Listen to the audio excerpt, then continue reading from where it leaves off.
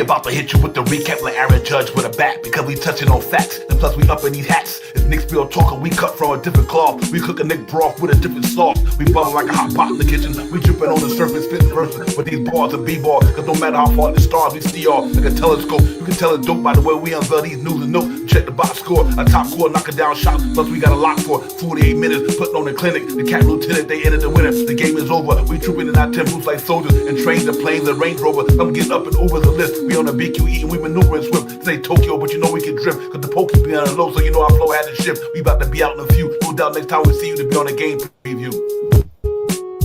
It's this real talk and we a vibe. We get it popping every day and every night. We on that shit and you know we about to vibe. So let's ride. So let's ride. It's this real talk and we a vibe. We get it popping every day and every night. We on that Knicks shit and you know we about to vibe. So let's ride. So let's ride.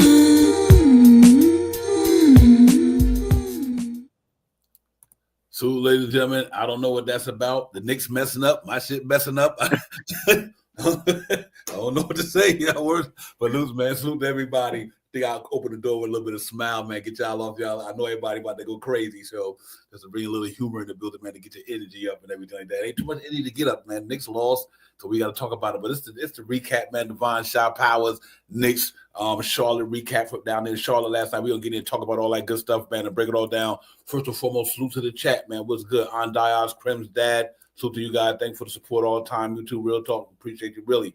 But Shaw Powers, salute to you, my man. What's good? What's going on with you? Salute to you, Devon, as always. Salute to you guys in the chat, my family.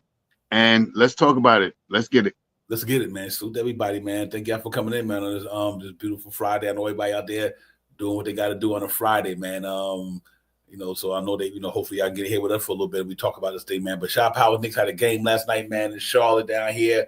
They couldn't pull it out, man. Didn't that happen enough in the how would I say in the arsenal and in the tank that well too, to sustain what these cats was doing, man. Obviously our defense didn't do what we want our defense to do, last night. So the high scoring quarters, the offense in certain quarters didn't really get it popping. They lost by 17. What's your thoughts on that game last night, man? Talk to your brother. Yeah, it made the San Antonio win even more hurtful now. You know what I mean? It made that win a little bit more hurtful. On this little stretch that we had, I thought that we could beat San Antonio, and I knew that the Hornets game was going to be a tough game. I mean, because I knew Mitchell Robinson was going to be back for that game. So I said that it was going to be a tough game, and it was.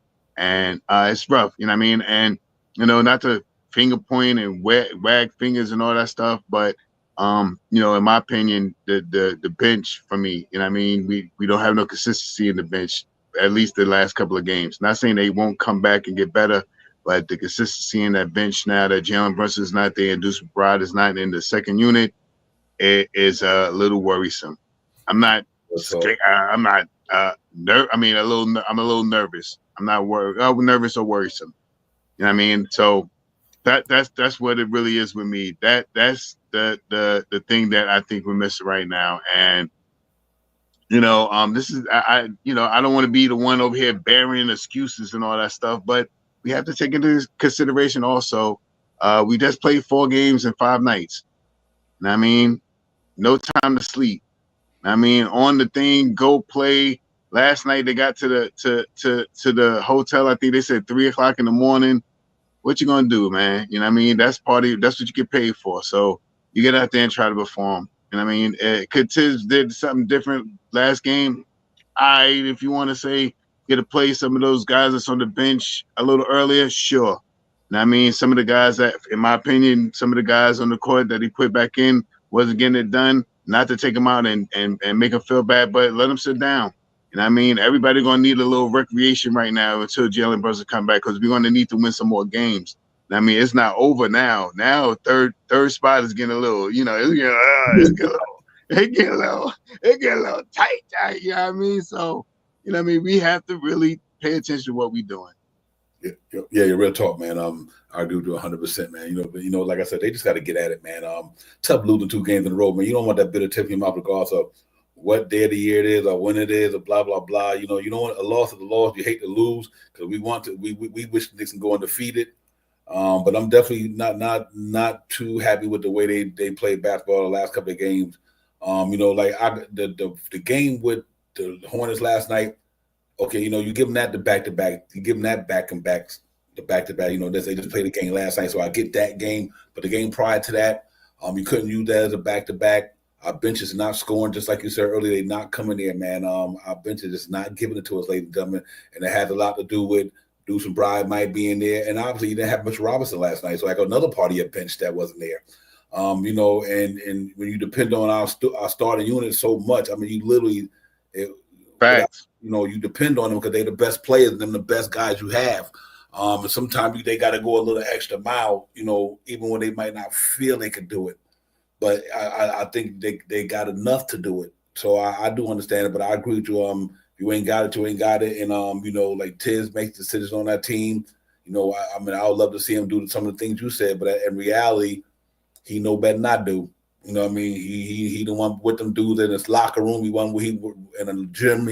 He must be doing what he's doing for a reason. That's all I can really say.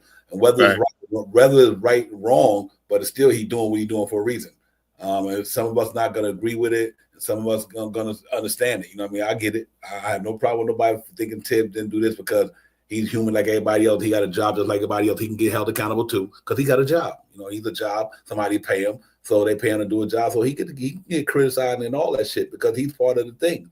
But we just got to make sure within the critiquing of it, make sure that you do all the variables because there's a reason why this cat might lost 5 in a row, or the reason why it ain't just losing 5 in a row because the motherfucker can't coach, or it ain't like they lost 5 in a row because not him. I'm talking about the player, or the player didn't do this or do that. Yeah, because them the ones out there dribbling that ball, man. They shot 10 for 39 for the 3-point shot. I don't care who was coaching them last night. They shot 10 for 39 last night. Come on. And our bench sucked. And what you want the man to do? I mean, the players he gonna put in for them, they gonna suck too. That's why they were there. I'm being serious. So, and that's a fact, Divine. That's a fact. Yeah, the only thing is we just don't have a good bench in the associate. Our bench is dead last in the NBA in bench scoring. That tells you all I need to tell you. It really does. I mean, we got one of the better outfits, but we don't. Our bench is not solid. They play. What I mean by not, because they play too inconsistent. That's why they 30th in the league. They played too, even with all our guys back down. Like when Preston Chua and Landry Shaman came back, shot powers, that bench should have moved up some because they wasn't here. Now they here, so now your bench got 2 bodies back with campaign and do some bride. That means we should have got better then, and we still 30th. So that means it's a talent thing. It's just a talent thing. That talent, they might have done reached their peak. They might have peaked out. I think Champagne peaked out. I think Shaman done peaked out of his career. Chua still got some wiggle room, but we had some guys to me who already peaked out their careers, who've been traded like 7 to 8 or 9 or 10 times, come there and be the savior of this team. I just don't think that's fair because that's why they are where they are. That's all I say. So it's tough, man. It's tough when you don't have it like that. But that's what Leon Roldan felt this thing was going to do. And not saying they won't be productive. They just need to get their shit together. They just need to be consistent. I mean, I love them guys we got there. I think they play the right type of basketball for this team, but they just peaks and valleys. 2 games they got it, 1 game or 3 of them they don't, and we don't want to be there. So we got to hope it get better, man. I really do, man. Everybody can get it for me. Tibbs can get it this week. The team can get it this week. All of them can get it this week because, sometimes your heart got to take precedence over everything. Like Josh Hart said, screaming at the reps, not having the mental fortitude and all that. Sometimes as a player, somebody busting your ass, you can be like, yo, this man was busting my butt. Nah, let me get up in his shit. Sometimes you got to be that dude, because it was like the way LaMelo Ball was going last night, What are you going to do about that? What are you going to do about that? Are you going to get up in this dude's shit and don't let him get his shit off on you? I think that's what it boils down. That's the mental fortitude they got to have, because I don't care who on that court. If you let a dude get in front of you and bust your butt, then you're not really a ball player. We learned that in the streets. When I'm in the playground, we ain't going to let nobody bust up. Nah, well, let's get this shit popping. You drop 20, I'm dropping 20. You stop me, I'm going to stop you. And I think this is where the Knicks struggling at with this team right now, this bench. Them cats just not, you can't let a dude get you like that. Don't get me wrong, ladies and gentlemen. I'm just talking about the last two games because our defense has been playing phenomenal. I'm just talking about the last two games because our defense has been playing hell of basketball, coming out of the All-Star break and all that stuff. Even with Mitchell back, we've been better. But these last two nights, 115 last night or 120, 25, and last I know we was giving up under 100. Let me tell you. So like I said, Sean Powell, it's just a back-to-back night, man. One of them you should have won. The other one I didn't have a problem with. It's not that I have a problem with losing last night. I just thought our bench got to help us out, and I think not having Mitchell Robinson with Mark Williams down there, that's a handful for the Knicks. The Knicks don't got it like that. Knicks don't even have it like that. Divine. That's the truth, man. And we stated this a couple of streams ago about the harder game should be Charlotte because Mitch wouldn't be there. You know what I mean? And it looked that way. You know what I mean? It was a harder game because we didn't have Mitch. And I'm not saying Mitch would have did anything spectacular, something like that, but he would have stopped the players going east to west. I mean, north to south. You know what I mean? He would have went out there and grabbed some rebounds and got some offensive rebounds for all the shots that we were missing. You know what I mean? We missed a lot of shots. To what was he, 10 to 30, 10 to what? 10 to 30 or something like that? Come on. We missed a lot of shots. We need somebody to scoop up some of those boards.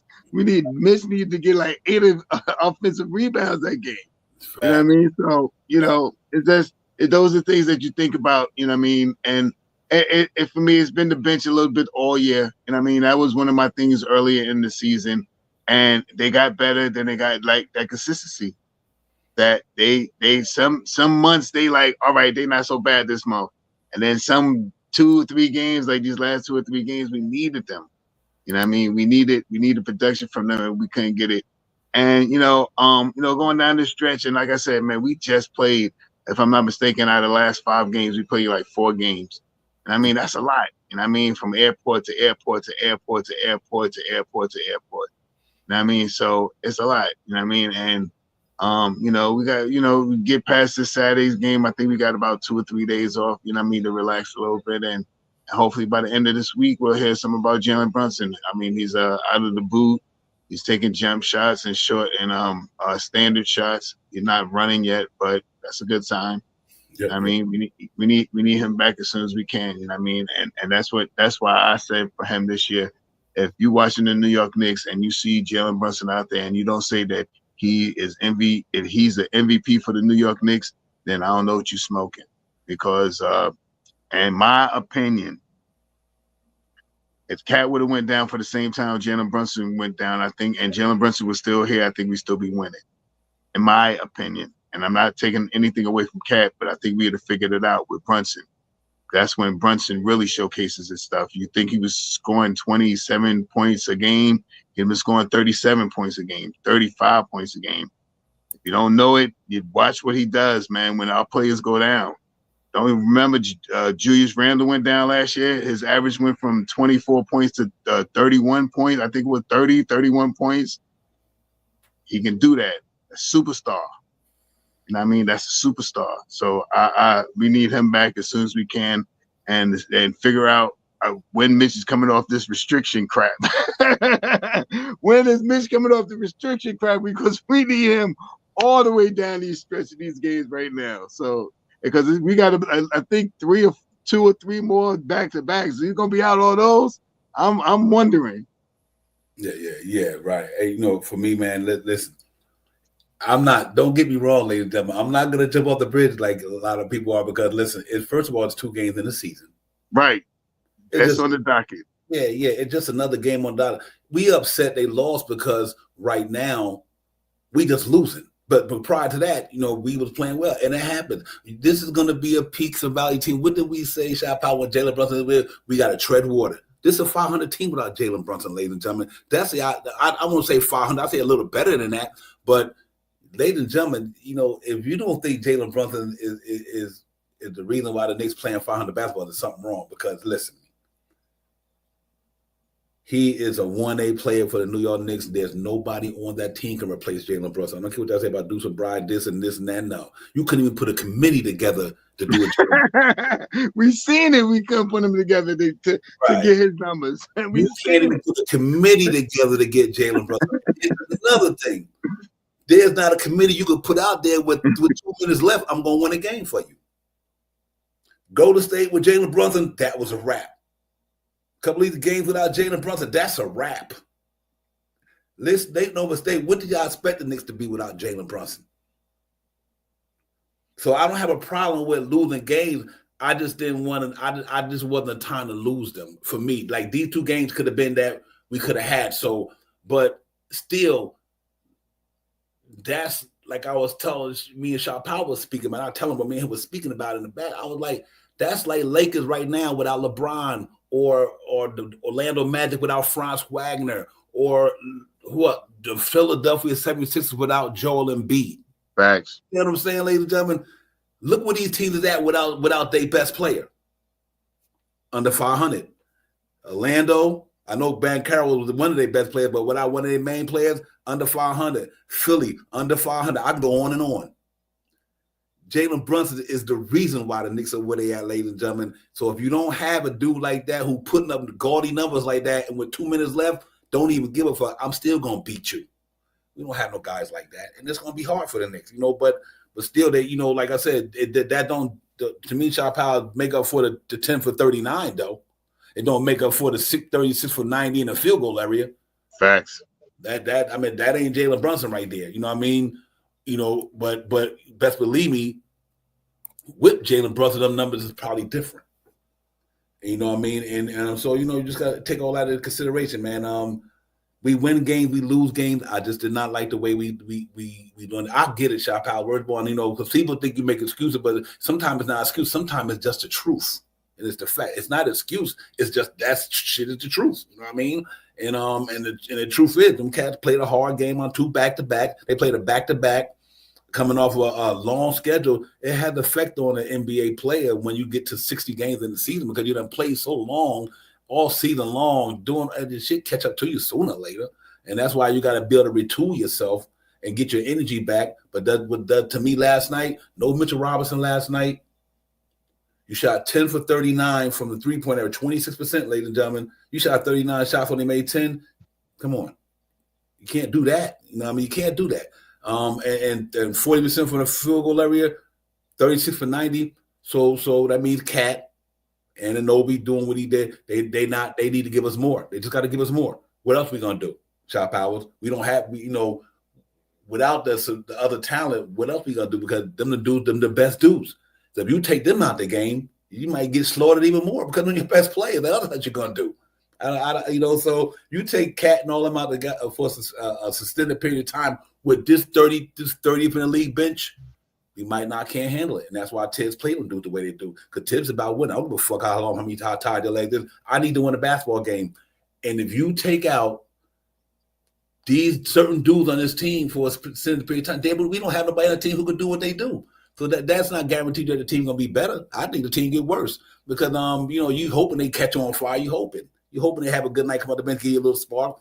We don't have them type of players right now. I mean, we have them, but in the last couple of games, they not showing what they could do. But always remember who we have there, and I think that we have what we have. Do I still think we have enough to get to the Eastern Conference Final? Yes, I do. It might be harder, but I still think we have enough shot powers. I just think that, we got to, like I said, we got an inconsistent bench right now. They 30th in the league for a reason. They're the worst bench in the league, ladies and gentlemen. Don't even matter what everything else matters. They're the worst bench in the league. Them our players, we love them all, but they stinking up the joint. They stinking up the joint, my man. And there ain't enough. Like I said, I love Shaman. I love campaigning, but I'm up stinking up shit right now.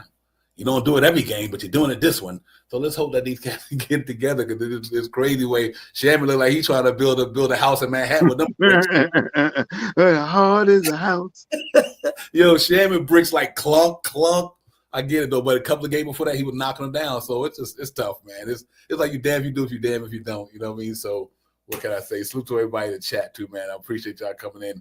You know, we just trying to keep it $150 over here, man. Because you got to, like I said, just always make sure you put the variables and everything. Because right now they all got F's the last couple of games though. Tibbs got an F, the bench got an F. Everybody got F for as I'm concerned. They just ain't playing no good ball the last couple of games, man. And that's kind of disappointing for me. But you know what? That don't mean his team ain't good though. But they just disappointed me the last couple of games.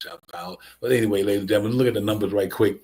I know I hit me rant, but man, you know how I go. You know, it's what we do.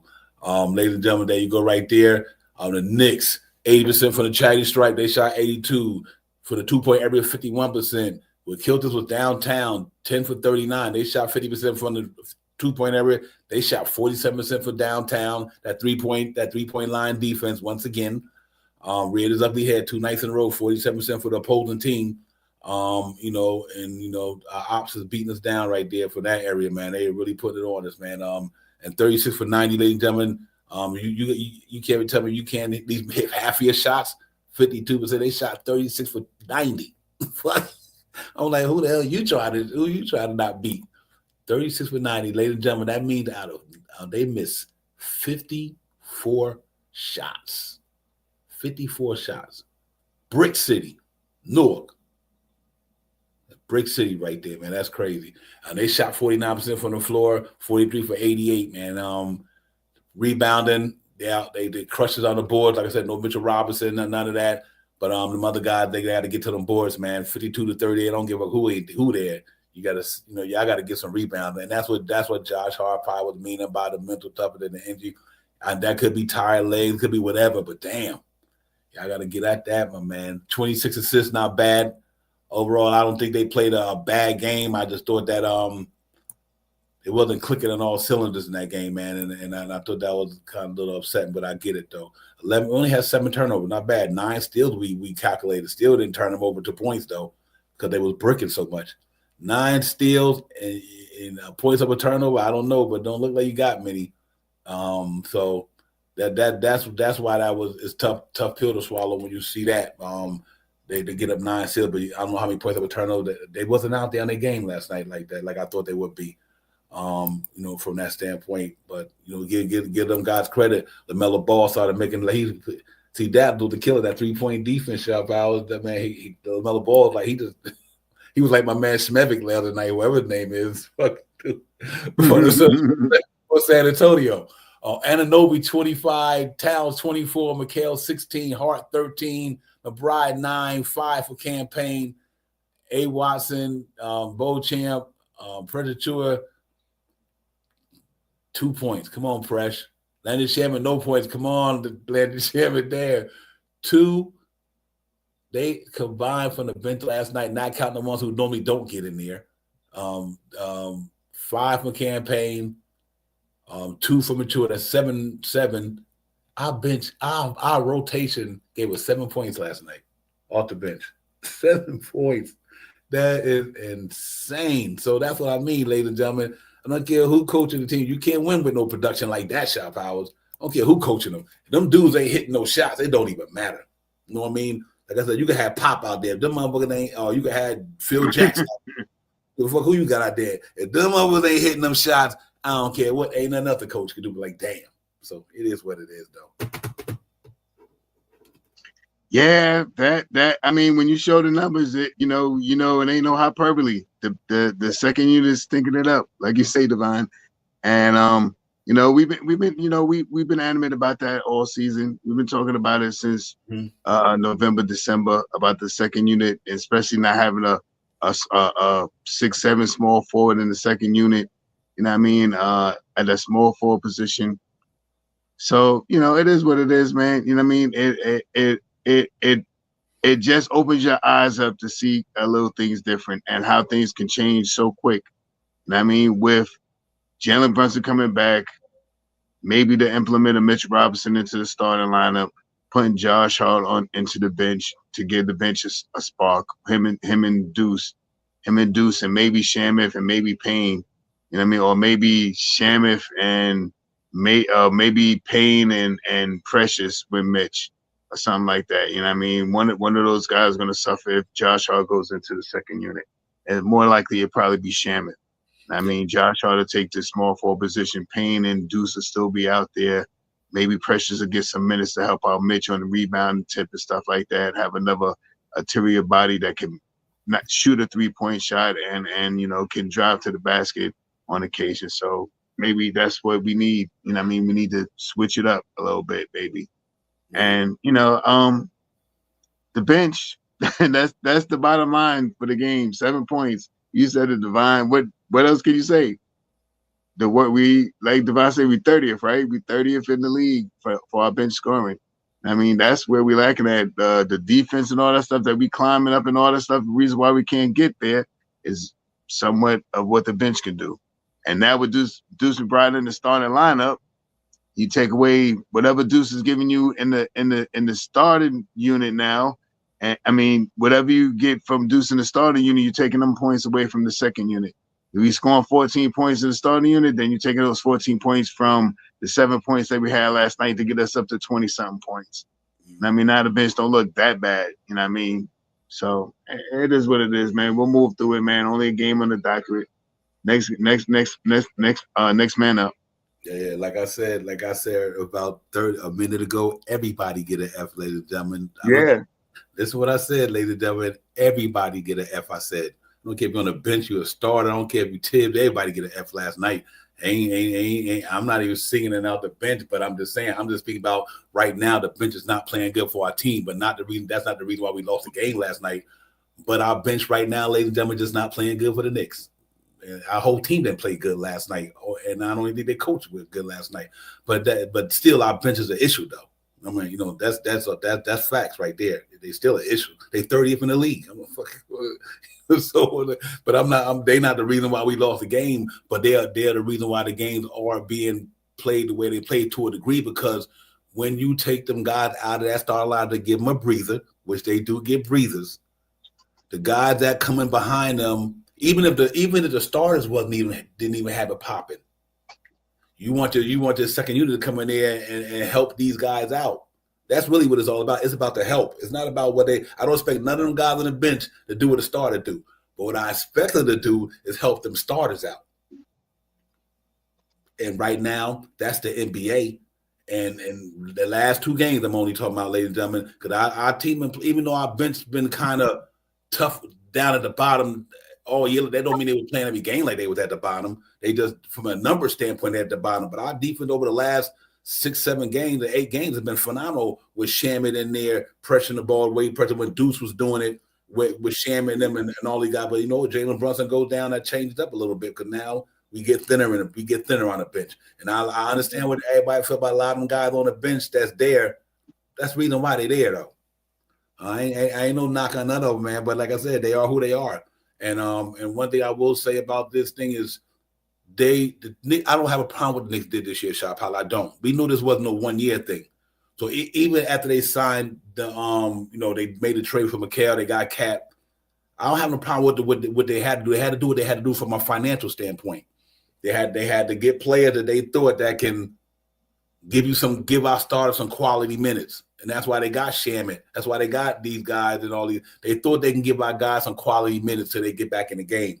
And that's what the bench does. And just the last couple of games, they just haven't been doing it. Just the last 2 for me, ladies and gentlemen. So I think this team is who they are. I think they're a good team, and I think they'd be fine. I just think that, for right now, we just hit a little slump the last 2 games, man. And it's a lot to equate to it, Shot Powers, whether it's the bad play, whether it's the travel, whether it's the coaching, whatever. Any variable you want to put with it, the bottom line is that all of them is amounting to 2 losses. So facts. So that's all it is. Yeah, I mean, that's exactly what it equates itself to. You know what I mean? All this stuff in a nutshell, if you want to, all these things, man, just equate to only 2 losses.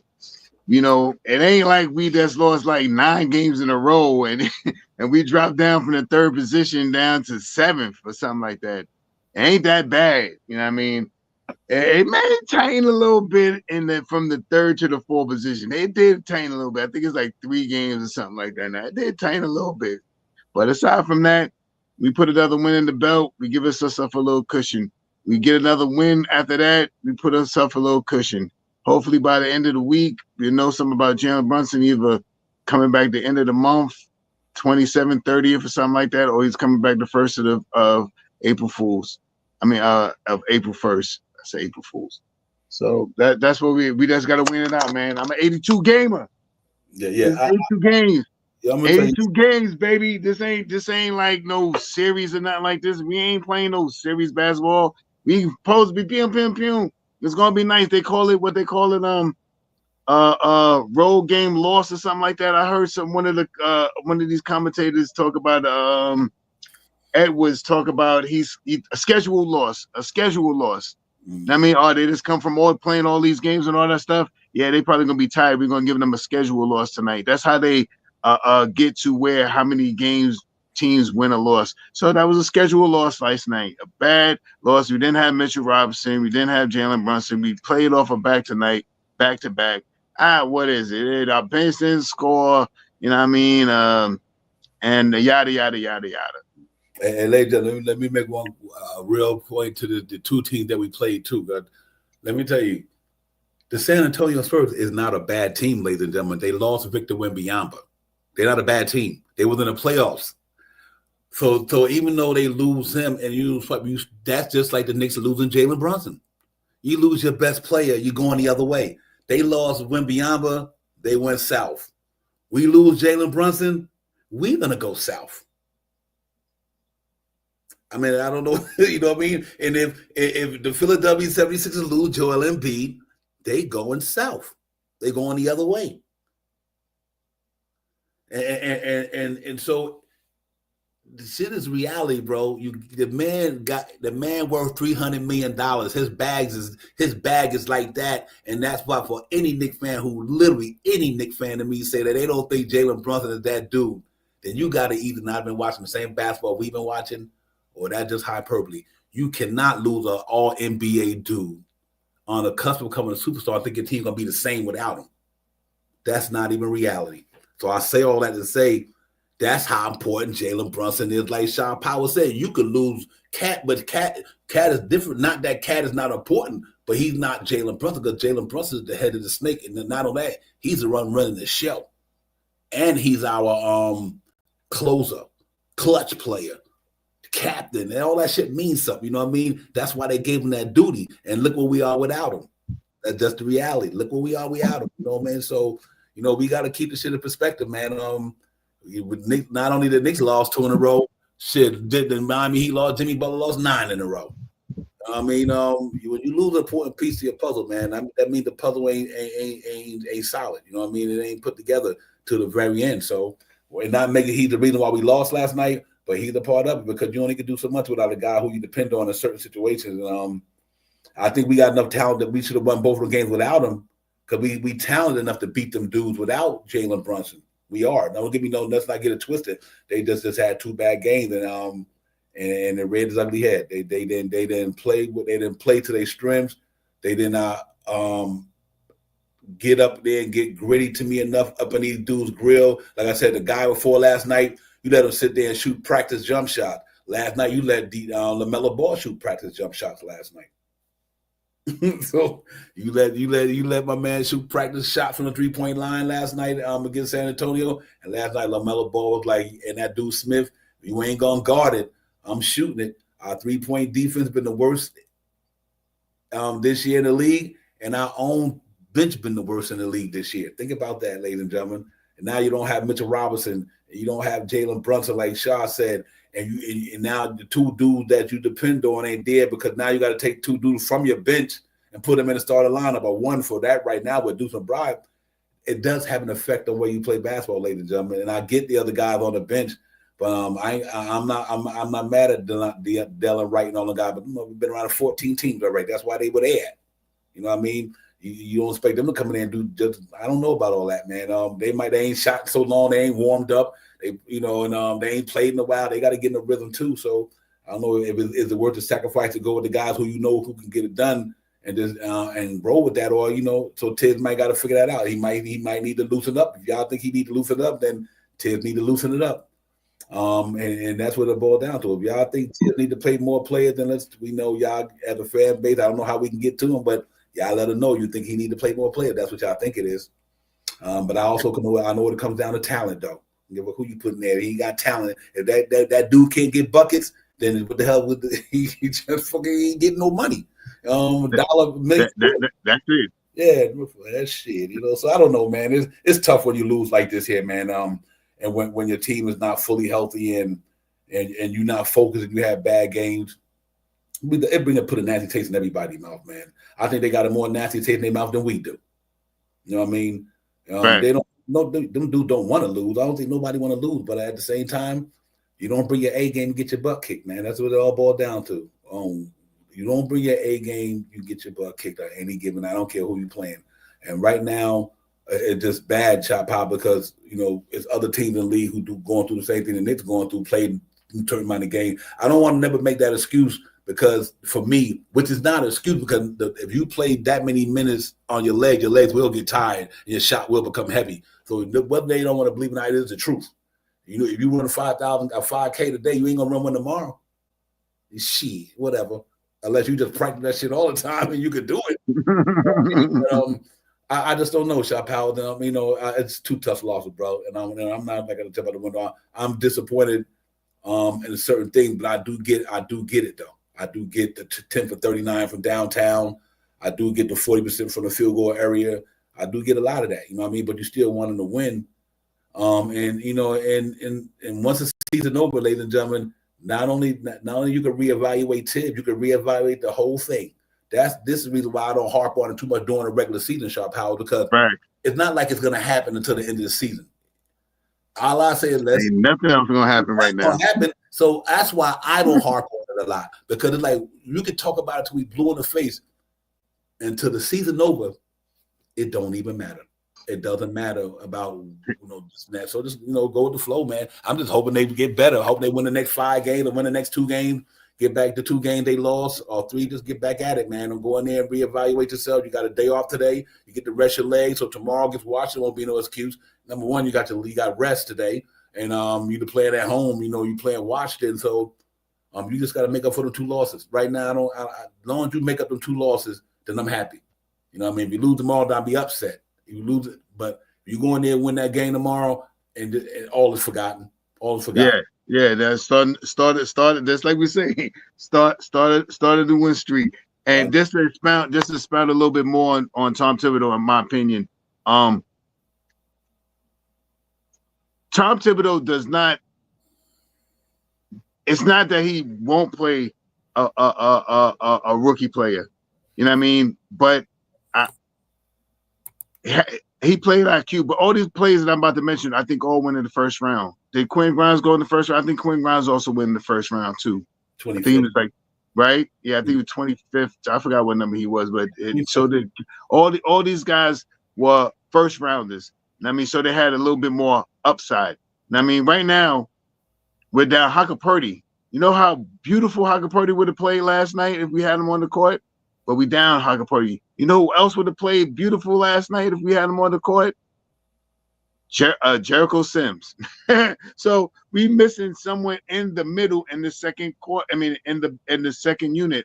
You know what I mean? And I believe Tom Thibodeau look at these guys in practice and doing all this stuff, and he'd be like, man, I'd be better off playing pain tonight. I might as well play Shaman. Right. He'd be like, look, I might as well play Precious Achua tonight. You know what I mean? I might as well, because there ain't nobody else beyond these guys right here that can't get in there and do anything that they can do on a bad night. I might as well put these guys in. That's how I think Tom Thibodeau thinks. Yeah. He listen, that man done coached more basketball. He done seen it all from Derrick Rose. He done seen it all from whoever. This man done seen all this shit. So if we don't put certain players in, listen, we can critique that motherfucker till the cows come home. I don't even got no problem with critiquing Tibbs. Some people don't think he's a good coach. Some people in the NBA think he's a 2-time coach of the year. Some people think he plays guys too much. Some people don't think he don't play. Everybody's gonna have a one way or the other. Somebody's gonna feel some type of way about whether the way he coached, whether you like it or you don't like it. That's not the point. The point is that the man coaching for the New York Knicks, and he's trying to get his way. And since he's been here, to me, he's been doing all right. Is he the best coach we ever had? Okay, no. Is he the best coach in the NBA? No. But he got your team in the third. He got your team third in the Eastern Conference. That should account for something. Something. He ain't Nick Nurse. He ain't got the Knicks down there with the 76ers. He don't even got the Knicks down there with the Chicago Bulls. Anybody. Even though he got our team where they supposed to be. They up in the third spot in the East. And granted, we could have been better. He could have coached better some nights. Of course. Of course. Could have a couple more wins. We sure could have. You're right. Who perfect? Who perfect? But how many coaches in the NBA coaching better than Tom Thibodeau right now? He got the 5th best record in the NBA. So that means out of 30 teams, it's 25 coaches they doing better than he doing. Whether you like him or not. He got our team third in the Eastern Conference, ladies and gentlemen. Come on, man. So I say all that to say, I don't got no problem with the critique tips, but make sure when you critique them, put everything in the reason. Listen, no Mitchell Robinson last night. Off of back-to-back. There's no other center who can come in there replace Mitchell Robinson because he's not playing last night. Other center. There is no other center. There's no other center. There's no other center. And you had to go against a Mark Williams. You had to go against a team that got a little bit of size, and they got talent. You know what I mean? So, and with our bench not performing well, shooting 10 for 39, not the whole bench, the whole team, I meant to say, shooting 10 for 39 for downtown. You shot 40 times, then they only hit 10 shots. That's a recipe for losing.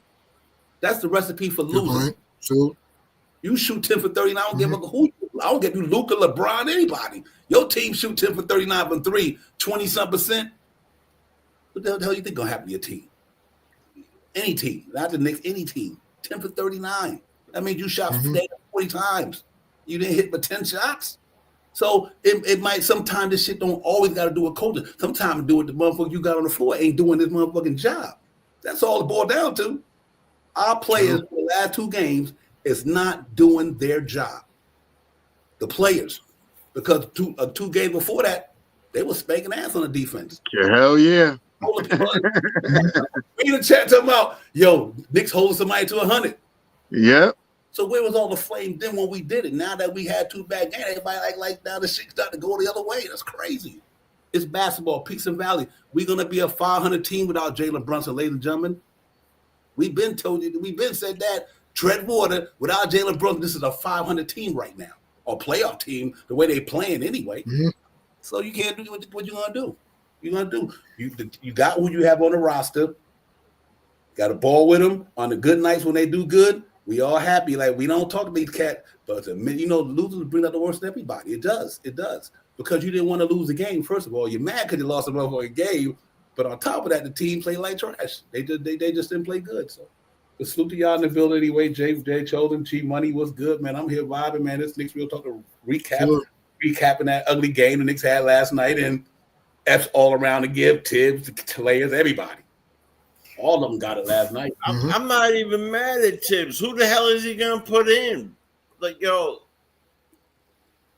that's crazy, man. It's peaks and valleys. Life is peaks and valleys, man. Right. Yeah, for real. For real. You know what I'm saying? Life is peaks and valleys, man. One day is a good day, one day is a bad day. Look, man, the man brought us here. I'm not even gonna talk about it. I'm not even talking about the coach. You know what? That I'm so tired of that rhetoric and that conversation. He ain't going nowhere. So he ain't going nowhere. At least this year. He ain't going nowhere this year. I'm not talking about him no more. The only thing I will say is to piggyback on what you said. First of all, salute. Second of all, is he the best coach? Is he the best coach? No, but we are the 3rd spot, and he is one of the best coach that we have had in many years. If you're not happy, how about we go back to who the hell was that? Rambis and I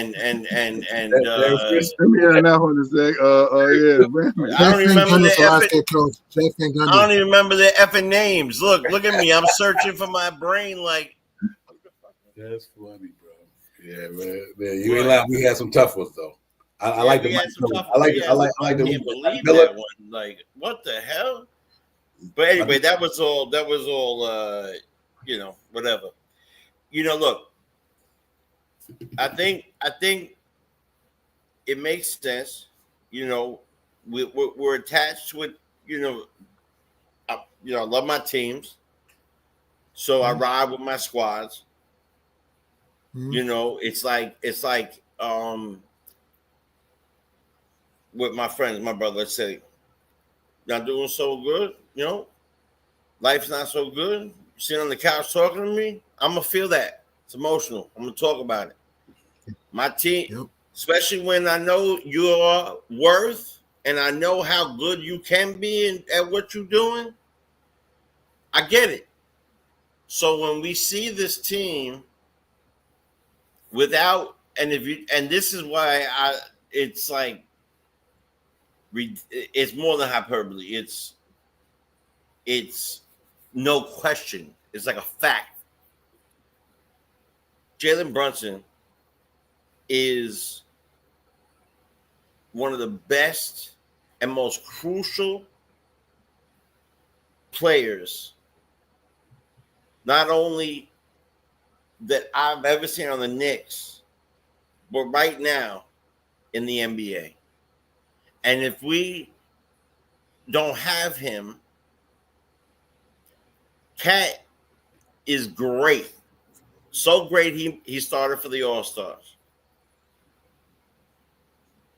JB is the driver of the bus. The head chef, yeah. All aboard. You remember them small town where the butcher is also the sheriff, and he also cuts hair, and he also does that. Right. Yeah. That's Brunson. That's Captain Clutch. He's the sheriff, the butcher, and the cake maker. You know what I'm saying? So right. I agree. It's a tough thing, man. It's a tough thing, and sucks. I wish that a lot of things, but maybe it's about time to start seeing what these TJs and these other brothers can do. Just a minute. Yeah, it's tough. Yeah, come on, G Money. Where you at, G Money? Right. What's going on? What's shaking and baking, cool cast? What's shaking and baking? Well, the Hornets shaked and baked on us and stung us last night. I mean, I look at many sides. One, yes, obviously losing JB and Mitch puts a damper on things. My thing also, even without JB and Mitch, in my opinion, you have enough talent to beat the Hornets. I get it. The Hornets are fast, they're athletic. I get it.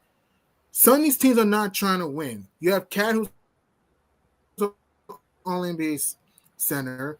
You have Josh Hart, who's the best all-around role player in the NBA, in my opinion. You have Mikal Bridges, when he's right, is a top 10 shooting guard in the NBA. And you have OG Anunoby, who's a top 5, top 10 small forward in the NBA. And the best defensive, arguably, the best defensive small forward in the NBA. Yes, I get it. Losing JB, you lose the head chef, you lose the captain, you lose your master. Even then, I think the Knickerbockers, in my opinion, have enough to beat the Hornets and the Spurs, especially without Fox and Wemby. And look, and Tibbs has done a solid job this year, keeping us third in the East, and I give Tibbs very credit. I would have used Beauchamp a little bit in that game against the Hornets. I'm not saying a lot of minutes. I would have used Beauchamp a little bit in that game, maybe use Kolek a little bit, see what he does a little bit, though. I'm not guaranteeing we win or lose the game. I think they would have given us a better chance. And I do agree, Tibbs is a top 5 coach for the Knickerbockers of all time. Tibbs is a top 5 coach for the Knickerbockers. To me, he's number 4 on my Knickerbocker head coach list of all time. It's Coach Red, Pat, JVG, and Tibbs, as far as Knickerbocker head coach is concerned. So my thing is, yes, the New York needs that Broadway Brunson Bulldog is what I call him. They do need that Broadway Brunson Bulldog back, and they don't need Mitch. At the same time, we got to show some cojones even without JB. What are we, 4-4 without JB? Like, we got to show some cojones there. And it is no excuse losing to the Wiz tomorrow. None. Because we have, yeah, man? Yeah, I want to hold up 1 minute. 1 minute later. I hate to do this, ladies. I hate to do this stuff. I really do. I hate to do it. Y'all know I do. Dave Smith, have some respect for the show, man. You might not have liked what this man's saying up here, but you don't have no right to come on next week and call somebody a clown because you were disagreeing with what they saying. Come on, Dave Smith. It's one thing not to disagree with somebody. You ain't got to call nobody no clown because you don't like what they saying. I hate to do this, man, but this is real talk, though. Come on, Dave Smith. You bigger than that. You could critique the Knicks. You could talk about, but you ain't got to disrespect nobody up here. We just people talking basketball. And if the content don't work for you, then you know how I get down, because it ain't got to be all that disrespecting. Hey, come on, there ain't no clowns up here. G Money's a good human being. This Jay Cho's a well-loved human. They respectful human being. Ain't nobody no clowns up here. And this ain't Ringling Brothers. So come on with that, man. Listen, man. I'm not the average content creator show here. Next Real Talk is not the average show here. I'm not gonna let y'all just come up with this negative shit when it was not necessary. It ain't necessary. Right, thank you. Ain't no clowns up here. Exactly. You can come and enjoy the content. You can put all the content in it. You can put all the critiques for the Knicks, Tom Thibodeau. You can critique every player on that team, but it's not gonna be that up here when it comes to us. We here trying to give you enjoyment. We just trying to give you enjoyment. That's all.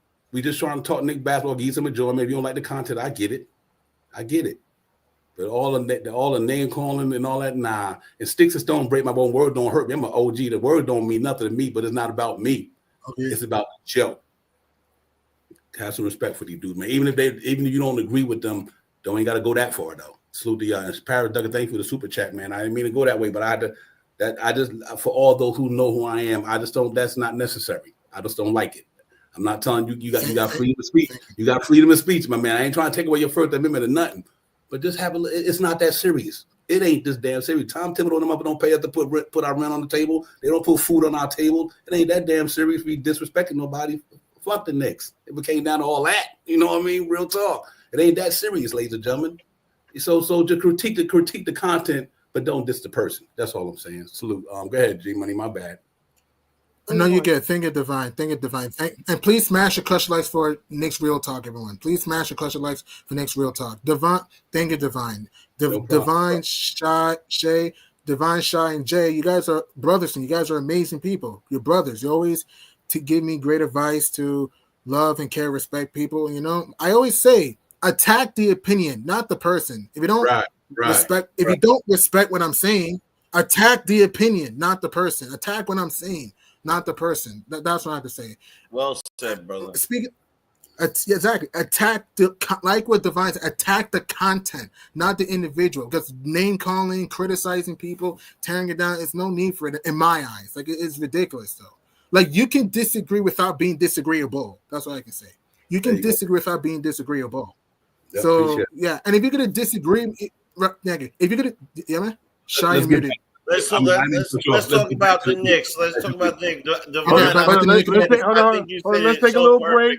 Put the super chat back up there. Let's take a little break from the monotony. Put the super chat up there. Let's read the super chat. Keep looking at all these. Thank you, Paris Duggan, for the super chat. Keep looking at these new young coaches. OKC, Memphis, San Antonio, Boston, all brilliant assistants out here, and we stuck with this guy. Once this season is over, maybe none of these guys will be here on this court, Paris Duggan, and that's a fact. You know what I mean?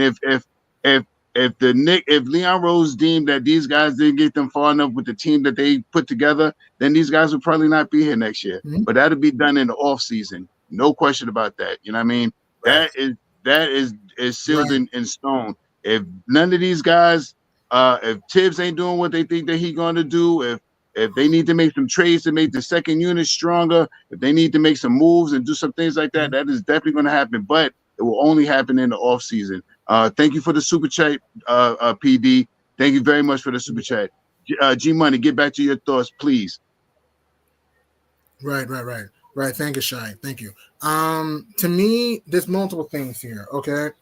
To me, one, this team needs JB back up and at him. Two, they need Mitch, and also everybody needs to step up.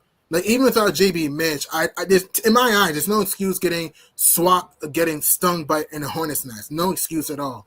And losing to the Spurs without Fox and Wemby, that's a huge red flag to me. You let Mamu Dabadoo go crazy? Like, come on. Yabba dabba. Like, No, I ain't gonna miss his name. And the Mamu night before you had Dabadoo. Chubadubadabowski.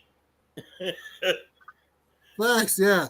Yeah, It's like you only can't let 14 Mamu. letter people killing us. Exactly, man. Exactly. Like, I think we'll beat the Wiz tomorrow. I think we're gonna avoid the. I think we're not going to get casted spells by the Wiz. We better beat Washington because Mitch is gonna be playing. So there is no excuse. Mitch is gonna be playing that game, and we have a day off. So we better beat Washington. I mean, I get they beat Denver twice. I get that they're still not good. So if you're Bridges, be consistent. If you can't, please give some effort on D. Like, jeez. And also, OG's been fine. Even though he wasn't great against Charlotte, I thought he's been okay. He's been stellar the last few games for the most part. Just keep doing your thing, OG. Just don't settle for threes too much, though. When you get an open lane, go to the cup. That's all I can say. And the Landry Shaman thing, look, I'm going to talk to Tibbs here. Tibbs, if Shaman's throwing up airmails and throwing up postcards to Timbuktu behind the court and can't find a jumper. Airmails. You know, airmails. Tibbs, you know what's a good idea? Try Kolick a little bit. Try Beauchamp a little bit. This may sound crazy. Use PJ Tucker a little bit. I'm not saying a lot of minutes. Try him and see how he does a little bit. See what he can do, though. That's all I gotta say. Yeah. I mean, a lot of people feel the same way you feel about the way he get minutes. And I go back to you do anything you can to win the game. But I always gotta say, you gotta remember our roster, ladies and gentlemen, and I can't say this enough. We got guys on the bench who have been around the league about more than 7 years or more, just journeyman, team after team after team after team after team after team after team. Them the type of guys we have on the bench. Ladies and gentlemen, our bench is 30th in the league. You got guys that we saying, look at their numbers for their career. And, you know, much as I like PJ Tucker, 39 years old, but he ain't. But what I mean is, they might come in the game, they might help you, they might not, because they ain't played no ball. They ain't in rhythm. They ain't shot the ball yet. I mean, you know, it's a lot of that stuff. I understand why he do it. Doesn't make it right. No, I wish he do it the way y'all doing it. But I understand it from the way he coach. He just wants to win. All kids don't give a shit about winning. I'm trying to get me a motherfucking ring before I get off this motherfucking coaching thing, and I'm gonna do what I gotta do to get me a ring. And he might feel that, listen, Beauchamp averaged 1 point something for his career a game, 2 or 3 points for his career game. Landy Shaman been in 7-18, campaign 6-17, PJ Tucker 14 teams. They dealing right like 13, 14 teams. These dudes is where they at for a reason. That's all I'm saying. It's like, I don't care. You could call it, okay, he good. Daddy ain't good, but that's why they were drafted where they were drafted at. So you think they gonna be better than what he got? Tim's not gonna put. I don't think if Tyler Kolick and all he do was better than who in front of them. They be playing. They be playing. They They played Obi Toppin in his rookie year, Emmanuel Cooper rookie year, RJ Barrett his rookie year, Quentin Grimes in his rookie year. They got minutes, but can they hold a spot down? True. Tibbs always played these young guys. Listen, when he came to the Knicks, yes, he does. RJ Barrett was a freshman, a sophomore on the Knicks team. He started. Obi Toppin got drafted. They played right behind Julius Randle. Commander quickly played right behind whoever he had no place to go. Yeah, Quentin Grimes got minutes. Quentin Grimes took Fournier minutes. Yep. He always plays these dudes. He always plays these young guys. So that's a false narrative on him about that. Even to this day, if you good, Tibbs will play you. That's all. That's from what I noticed since I've been watching the coach in his career. Him and a lot of these other coaches. True, I agree with that. I agree. Karen Duggan might be right. It might be the older philosophy because, listen, the younger guys, the coaching league might play a lot of young guys, but Tibbs do play the young guys, ladies and gentlemen. Always have. Always have. He does. I agree. He does. Yeah, he does. But I think also it's about a talent thing. It's about a talent thing. I don't think Tibbs would lose a job putting somebody in front of somebody who he's better than that guy. I don't think Tibbs would never do that because that would be stupid for him. That you're not a good coach. You put somebody who's not better than this man in front of that dude. Yeah, that'd be like, right. Exactly. It's not. We're not start him if JB's healthy. We're not even gonna put him second if Payne's. But maybe definitely. I mean, it It depends on the score, right? But there you go. It could hurt you. It like There you know, it's not if it doesn't. It can help you or hurt you too. Don't forget that. Like, don't forget the fact that when they picked up these young men in the second round, right? Second round. Second round of I almost said 14th, like football. Like in the second round, you know, and then the rest of them. You ever heard journeyman? It's more of a baseball term, right? But the journeyman, the basketball term too. There's a lot of players like that. You know, we might call up, let's say TJ. Let's say we brought him up. And he's lighting up the league down there. And when he comes up here at 38 years old, after all these years and all this stuff, he might throw a fart bomb too. We don't know what he's got, you know, because he's playing a lower, he's playing like AAA or AA. You know what I'm saying? When I'm comparing it. Now, I personally think that we could, you know, there should be maybe, you know, mixing and matching a little bit. I'm trying to focus here because one thing happened the other day. I personally think that we've seen enough of certain things, and it might not hurt to do one thing over the other. But let's not also forget we're kind of handcuffed by, I don't like using those words because I've been handcuffed, but we're kind of handcuffed by all the rules, all the other stuff. We can't bring people up. We can't do certain things. We can't sign nobody. We couldn't do any of that. Follow the money.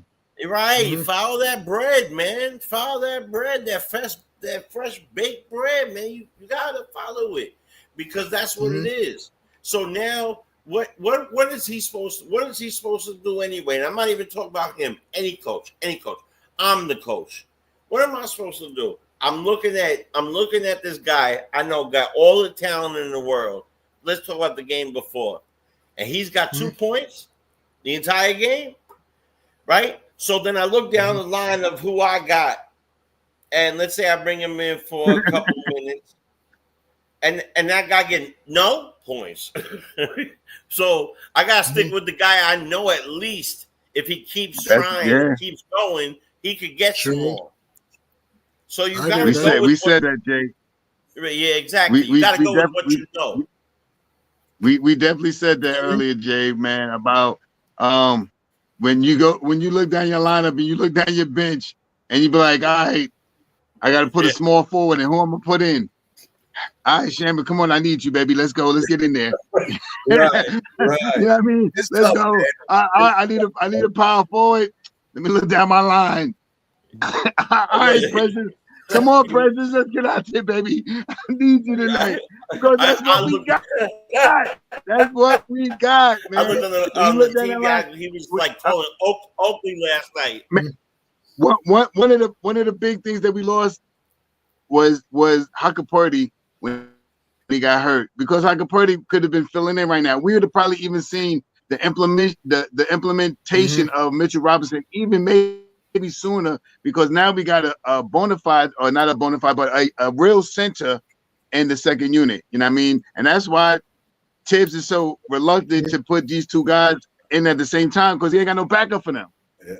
I mean, he ain't got who. If we put Mitch and Cat in the thing together, what we had to do was slide one out and move one over. We can't take both of them out because who gonna be the center? So you know what I mean? That's it. When you look down that line, you be like, all right, Sammy, let's go, baby. I need you, baby. Let's go. Hey, I agree that them guys can be better, but it's a timing thing. I get the Bo Chance and the Tyler Coles and all. I get that, ladies and gentlemen. I'm not, but let me ask you a question. Let's say you did put Tyler Kolek in the game. Okay, I throw him in there. Then what? Tell me what you you know what you hope. Listen, hold on. This what happened, Divine. Give you Divine.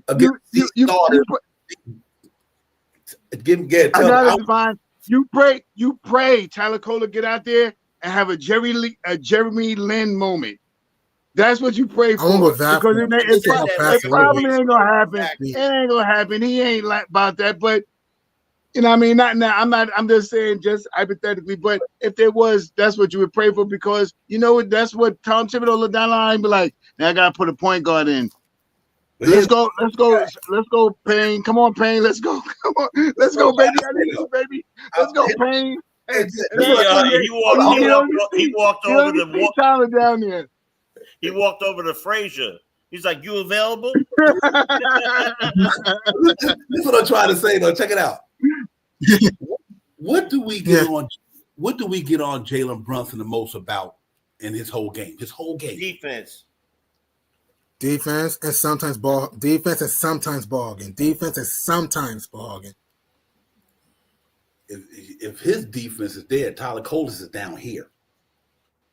Here go Jalen Brunson. Tyler Cole. Not only Tyler Cole is smaller than Jalen Brunson. What I'm trying to say is, Tyler Cole can get you a 3-point shot, 2 assists. He might give up 13 points. He might give up 9 points. No, you know what that means?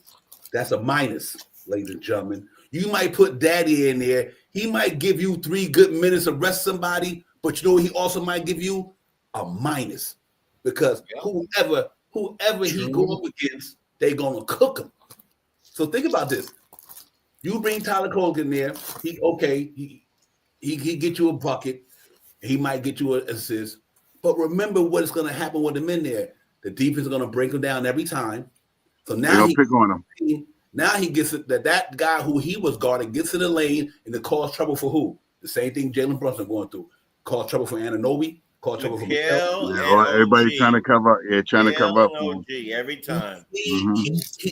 So I get where y'all guys going with these young guys. I get it. I'm not hating, but these guys are not Quentin Grimes. They're not Emmanuel Quickly. They're not Obi Toppin them. These dudes is not them. No. You know what I mean? So I get it. That's why they drafted them. That's why they did what they did, because they knew they needed guys who they couldn't play.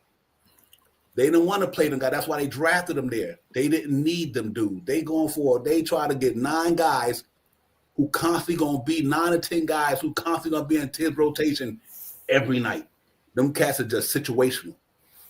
So that's the reason why the situation that they asked in, because they situational ball players. So Tibbs listen, I get it, but them dudes might hurt me more than they help me, because they not ready for the NBA. This is a no boys allowed league. Them young babies right there, y'all talking about bringing in here, going up against these LeBron James and Boncaro and Jalen Brunson and them dudes. You serious? You get kicked every day, get killed every night. So I get it. Not say they won't beat them dudes one day. They won't be able to compete. But right now, I understand why a lot of these coaches, not only Tibbs, got a 9-man rotation. Go look around the league, ladies and gentlemen. Go look at every coach that coach in this league. It's going to be a selective few that play more than 9 or 10 guys. You very rarely going to see it, because basketball is a game of rhythm. You cannot get in a rhythm with 12 guys. There ain't enough minutes to give to each guy for them to get in the rhythm or to play deep. I don't know. So what I'm trying to say is, I hope Tibbs played them for the fan base sake. I really do. If y'all think that's the problem with the Knicks, that he need to play other guys, I think you got to be in a roof awakening when the guys you want him to play not even good. So you ask him to play guys that's not even good compared to the guys he already playing, which is better than them. So if Tyler Kolek, Daddy A, Deion Wright, all of them was better than Shammer and all of them, they will be playing in the rotation. You ask them to take non-rotational players, I get that, but that's not the way Tibbs thinks. Never did. Whether it's right or wrong, that's not Tibbs, ladies and gentlemen. So I think I've been telling y'all all year, y'all just gonna keep singing this stuff till the cows come home. That's why I don't like to regurgitate stuff that's not gonna happen. So I don't even regurgitate it, because it ain't gonna happen. Shit ain't did it yet. It ain't gonna happen. So you're just wasting your energy, man. That's all. And Keith Smith, salute my man. Keith, what's good, my man? Good seeing you. What's up? What's up, guys? How you doing? Good, man. You doing all right down there? All right. God bless. You see what the Knicks are doing to me? They're driving me to drink right now. I mean, they have it still. As long as they're not drinking you to drive. No. I'm in my crib right now. Yeah. No, I have a thought on Tyler Kolek. Just listen for a second, guys. Okay. All right. I know he's just a young guy. He's 23. By the way, he did 4 years of college. That's right. Mark that. That's right. Okay. He did. I think floor general wise, I think that skill level that he has is already NBA level skill level. I believe that. Now, and his defense though, that's probably his downfall right now. Okay. I think if we just gave him 15 to 20 minutes just to set up the offense, that's all I want him to do, is set up the offense.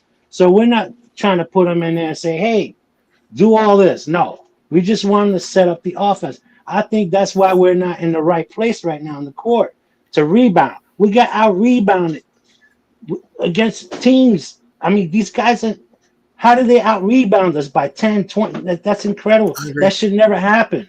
That should not happen. Yeah, can we lose a game? Sure, we can lose a game. I get that. But the way we've lost these games, it's really got me thinking now that I don't think I'm going to see a chip this year. Okay, and that's okay. Now, I've just been a fan for how many years? 47 years. I do have a time clock right now. You know what I'm saying?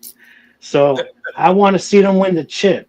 Okay, yeah, they're a good team, and I'm not gonna bash my team. I love my team. Okay, but I say give Tyler Kolek 15 minutes, man, to set up the offense. I think on that skill level alone, he's probably right there with Jalen Brunson as far as that skill level goes. Okay. Not totally. Obviously, he's not, and his defense is probably really lacking. That's why he really don't want to play the guy. I'll tell you, that's why I think he doesn't want to play the guy. I think that's. But play him 15 minutes though. Set up the offense. Who you think? Let me ask you something real quick, Louisiana man. Who do you think, if your team's giving him the minutes, who do you think should not get the minutes? No, I think Shamet should be the guy that plays less minutes right now. Okay. I can agree with that. I think Shamet should play the less minutes. What's his name? Let him keep on doing what he's doing. McBride, let him keep on doing what he's doing. Okay? And you could still use him, by playing Kolek that 15 minutes, let McBride still come off the bench. He could still come off the bench, but he'll get the bulk of the minutes anyway. I think y'all will see Tyler Kolek next year at the backup point guard. Well, I already know that. That's going to happen. But we're talking about now, Divine. We need help. We need help now. I don't think it's enough. I don't think it's enough minutes. I don't think it's enough experience. Like I said, to me, I get where y'all going with that, but Tyler Kolek come in there and he give you a certain amount of things. Like I said earlier, if he come in there and get you 3 assists and 4 points, it's still gonna put onus on the guys to have to make up their energy to defend his position. Tyler Kolek will get cooked every night in the NBA. But hold on, Divine. But how bad has it been already these last 2 games? We're getting hammered. But I take the last 2 games. I don't have no problem with the last 2 games because you're not going to win them all. We 43 and 26, third in the Eastern Conference. I don't mean just losing. We're getting hammered, bro. We're getting hammered. I think that. But what I'm trying to say is, I don't think that only had to do with Tyler Kolek is the reason why we're getting hammered. No. My point with him is, I think he could set up the offense. I agree with you, but at the same time, that's all I want him to do is set up the offense. Get the guys moving and grooving. They're not moving and grooving right now, man. They're laid back. Yeah. Let me say this. Even if you put them on the floor last night and they go 10 for 1,000, and he's setting them up, it's tough. And plus, I do agree with you that the young man has the ability to see the court well, to pass well. He could shoot well. The 4 years in college is important. It's always been one of the, standards for one of the better players, throughout history. But at this point of the season, especially, and I'm a big Kolek fan. To be honest, at this point of the season, it's more of this plus minus thing that I will agree what Divine said. was he might be able to set up. They weren't hitting anything last night, anything. And so if he's setting them up and also giving up buckets because he can't play no defense. Well, no, wait a second. I'd like to at least look at that though, Jay. Can we at least see with our own eyes what he could do? Well, that's what I like. Let's go back. Put the super chat back up, Divine. Let's get a little interlude. Put the super chat back up and put my glasses on real quick. Man, what's good? CW Slash, my brother, what's good? He said, remember when we bought the rookies one game and we were up 26 and then somehow they brought down 12. I agree with Jack. I agree with you 100% with that, but I also seen the Knicks be up 30 and the rookies come in and get back down to 15 too. A lot of times. Yeah. That's what he's saying. That's exactly what he's saying. Yeah, that's exactly what he's saying. Yeah, right. That's what he's saying. I think this is what it is. Thank you for the super chat, CW. Yeah, for CW, man, you can always make sure. I always say the brother we represent us on Twitter, man. Every time he posts a show for us, when they come on there, man, I appreciate you, CW, man. You already know, my man. You be down there and Twitter, making sure Knicks Real Talk get represented on the post when we put it out there. So appreciate you. We put the stream out there. I say always to say, man, no matter what the problem may be, we still good. We had 2 tough games, and let me tell y'all something, ladies and gentlemen. That San Antonio game, that wasn't a bad team. They just lost one of their best players, and Fox just got there. I get that, but that wasn't a bad team. They was a playoff team till they lost their best player. Chris Paul is a Hall of Famer. Stephen Castle is Rookie of the Year. Harrison Barnes been around. They got players down there. Devin Vassell can. I love to have him on the Knicks. They got I don't have a problem losing to San Antonio because of who they are and the talent they have. See, that's a winning team. Charlotte played more of a exciting game, but they not trying to get to the playoffs. Well, Chris Paul was trying to get there. I mean, it's a different that team in San Antonio. Unfortunately, let somebody who we know come out the blue to knock down 3 6-point shots on you. Our 3-point defense has been the worst in the league. I cannot say it enough this year, ladies and gentlemen. Our 3-point defense has been one of the worst in the league, not the worst. Mm-hmm. So I don't care who the Knicks could put. I don't care who you put in there. You could put the fucking LeBron James, and if they ain't guarding that 3-point line, we'll still be worse. So I say all this. Sometimes it ain't about not only the talent. It is about the talent, but it's also about who you got, what they could do. Look at our bench. I understand where y'all going with the talent. I have no problem. Start them. I don't have not start. I'm going to say play them. I have no problem playing any one of them young guys. But we just got to live with the results, though. That's all. I don't have. One of the big. You go ahead. Oh, you finished, Don? One of the big things about one of the big things about Tyler Kohler, if we were wanting to see Tyler Kohler, like we just talked about it, about looking down your bench, who you're going to put in before. Are you going to put Tyler? Are you going to put Payne in, or are you going to put Tyler Kohler in? You're going to look down the bench and be like, Payne, come on, my guy, let's get in here and get them buckets. And I understand about wanting to play him. The best time would have been to try to implement him was when Shaman was out early in the season. But Tom Thibodeau sits back and watches these guys and practice stuff like that. And I think he said, man, this is a plus-minus thing like we just all talked about. This is a plus-minus thing. He can create some shots and get the ball moving and stuff like that. But, boy, they're going to single him out and put him on a one-to-one on the left-hand side and eat him alive. He is not ready for defending yet. Jalen Brunson is just getting good. He ain't great. He's standard, but he's under Brunson. So I don't know if we can put him in right now. Let's beef him up a little bit over the summer, get him a little bit more handle, and he'll be ready for next year. You know what I mean? And he'll get some minutes and spot time. If everything would have worked out the way it would have worked, those guys would have got minutes if we would have came in healthy this year, because the different the way we have lineups set now wouldn't have been the same lineups that we had in the start of the season. That would have been with Shaman, with Precious Achiuwa, and with Mitchell Robinson. If all three of those guys started, the whole lineup would have been changed. We would already have a solid 9-man rotation. But the mix and matches keep coming up now because of the implements of guys that's coming off of injuries, implements of guys going out on injury and stuff like that. So it would have been a perfect time to put Tyler Kohler in, maybe towards the beginning of the season when Shaman wasn't playing, to see where he was at. And if we would have lost 4 or 5 games with him contributing on the court, then we would have known. Or if he would have played good, then Shaman might not have got no burn. That's on, you can say that's on Tom Thibodeau, but I don't put no on Tom Thibodeau because I know Tom Thibodeau look down the line and he'd be like, am I going to put Payne in or am I going to put Kolek in? Payne, let's go, my guy. Let's get in there. Let's get these buckets.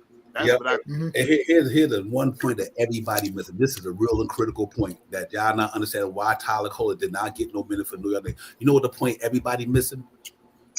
First of all, position that he played, we didn't need him. Knicks got until Jalen Brunson went down, the Knicks had the number 3 offense in the NBA. Facts. Before Jalen Brunson went down, we had the 3rd best offense in the NBA. We didn't need Tyler Kolek. For what? That's true.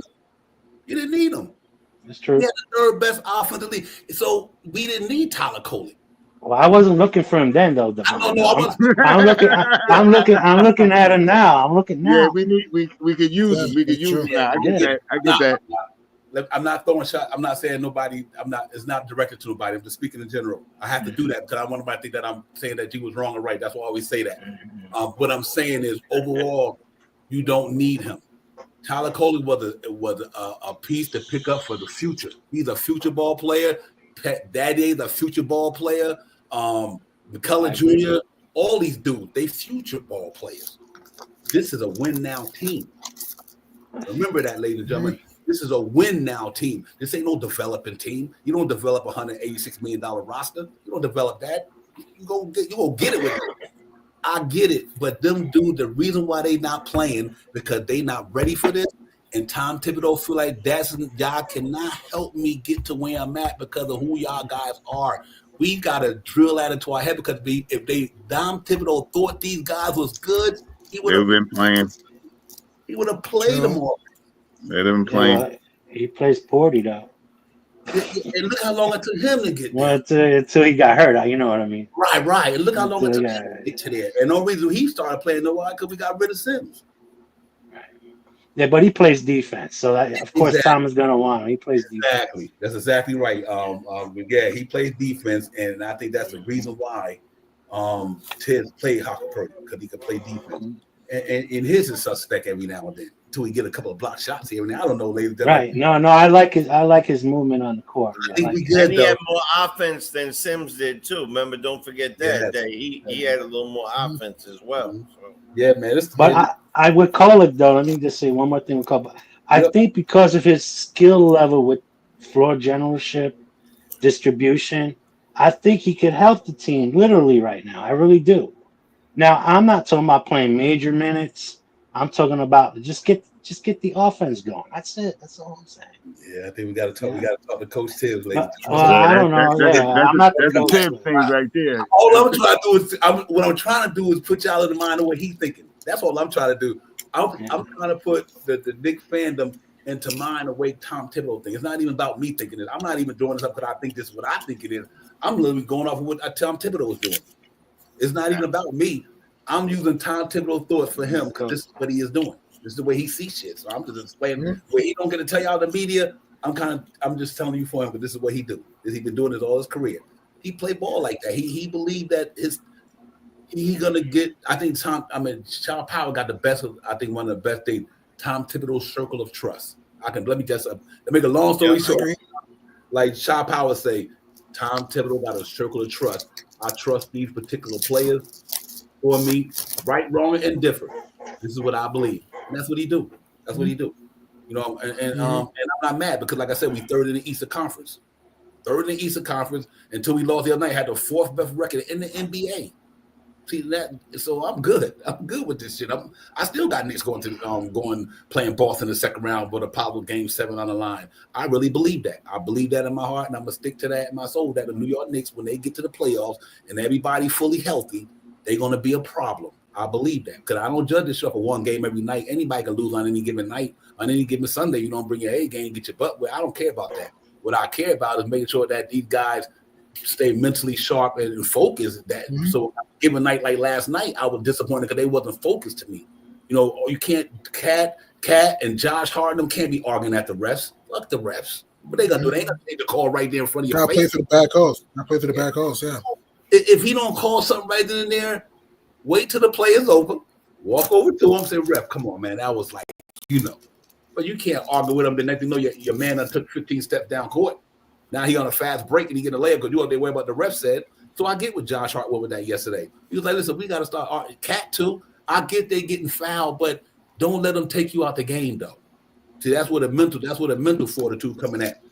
They letting the refs and everything else take them out of the game when you should be focused on getting back down court on defense or whatever the case may be. So that's all I'm saying, man. So these two games been tough for us, ladies and gentlemen. They've been tough. They've been terrible losses.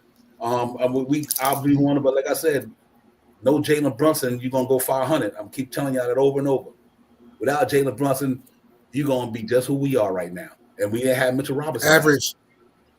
Yeah, we're average without JB. Average, yeah. Like I think without JB, I apologize. I apologize for interrupting. I want to say one thing, please. I apologize. Without JB, I think we're like a 5th to 6th seed in the East in my eyes. Without JB, like 5th, 6th seed in the East without JB. We have enough talent to be top 6. I think without JB, yeah, we're average without him in my eyes. Yeah, that makes sense. You're probably right. Yeah, that makes sense. You're right about that. Yeah, and the tough part about it, I think we underestimate how many games this man wins for us when the buck is on the line. Jay Chosen. I don't a gazillion. A gazillion. That's what I'm saying. Think of the games that the Knicks win because this dude in clutch time, best closer in the NBA, saved us in that game. So that's what I mean by not having that dude. You know, you talking about a guy who with 2 minutes left, Jay Chosen, with 3 or 5 points on the board, could get literally skill set to win you a game. Right. Mm-hmm. Just bulldog mentality, knows how to put the ball in the basket, knows exactly where he needs to pass it to. You know, he is. That's why, in my mind, you know, you look around the league, they call people superstars, right? There's certain people that are two-way. You know, the best ones are the two-way players, right? Obviously. But if you can't see that Jalen Brunson is a hell of a star player, the reason why we go the way we go, the reason why we win those last minute, last second games, the reason why we stay in games we have no business being in. Mm-hmm. That's all. And in my lifetime, still, I will never stop saying this, the best signing in my lifetime, JB. All right? JB. The man is a little man who plays, I mean, as far as basketball goes, who plays his position and he plays like a big man. Underneath the rim, shoots the 3, shoots the midway, hits you with the left layup, the right layup. Sometimes he might kick it in. He can do any damn thing. And like I said before, he's the butcher. You know what I'm saying? He's the butcher. He's the sheriff. He's everything. The man does everything. And it goes to show you this, right? Cat. I don't even have a mic. Cat is a very phenomenal player. He's a phenomenal player. That he is. But he's not nearly as dimensional as Brunson is. Agreed. I agree with that. I agree. And I'm saying it this way. JB could be a facilitator and create his own shot and get open for a shot. True. And you know, as a 7-footer, it's harder for a 7-footer to create their own shots and you know what I'm saying, and do that. I would like to see a lot more low down passing to this man when we're playing, certain teams. He's a big athletic player. You know, let's go Mets. He's a big athletic player, and I would like to see him, you know, in games like that, when we, you know, put some posts on there. You know, I love that move he got when, you know, when he curls it in, and you know he play, and it's funny to me, he plays like he's a big man, plays like a small man sometimes, like with the finger rolls and all the other stuff like that. Yeah. I just like to see him just loft it into him, turn around and yam it. You know, Agreed. I agree. it's not our fault we don't get a lot of calls either. We can add all this. All this is the recipe for why it is. By the way, it's not raining out. The sky is not falling. Right? There's no. This is the a two games, and we are pissed off because they were winnable games against teams that we believe we can win against and should have won against. We should have won against. But guess what? They're in the NBA, right? Mm-hmm. And if you're in the NBA, majority of the teams have at least one or two people that can get it off. We lost because some guy named Muskushka Makananovic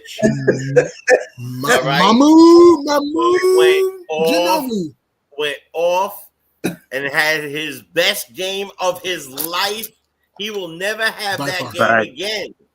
He ain't never going to have that game again in his life. But Squid like Magalagish were just hitting nothing but the net. Oh, we just broke. Yeah, swish. Yeah.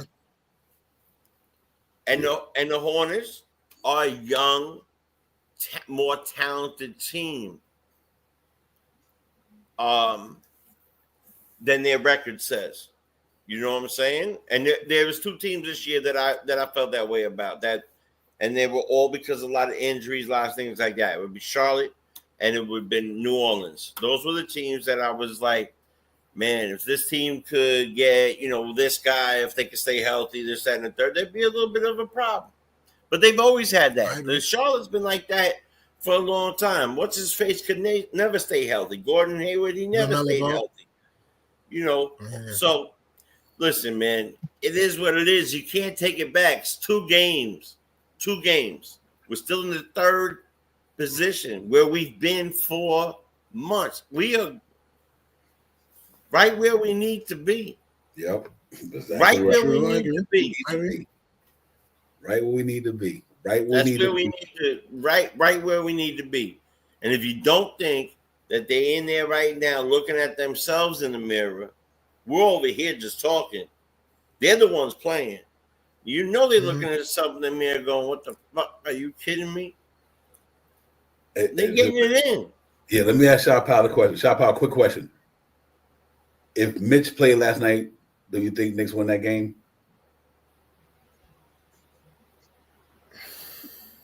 I think it would have been closer. Okay.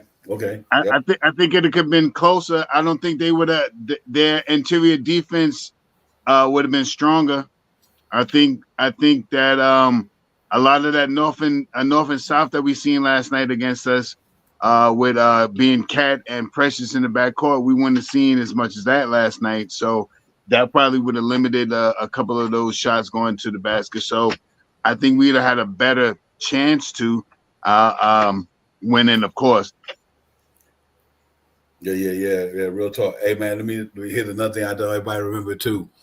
Jalen Brunson literally he just got his first bag. Literally, his 4th year in the league, 5th year going into, you know, and he left some on the table.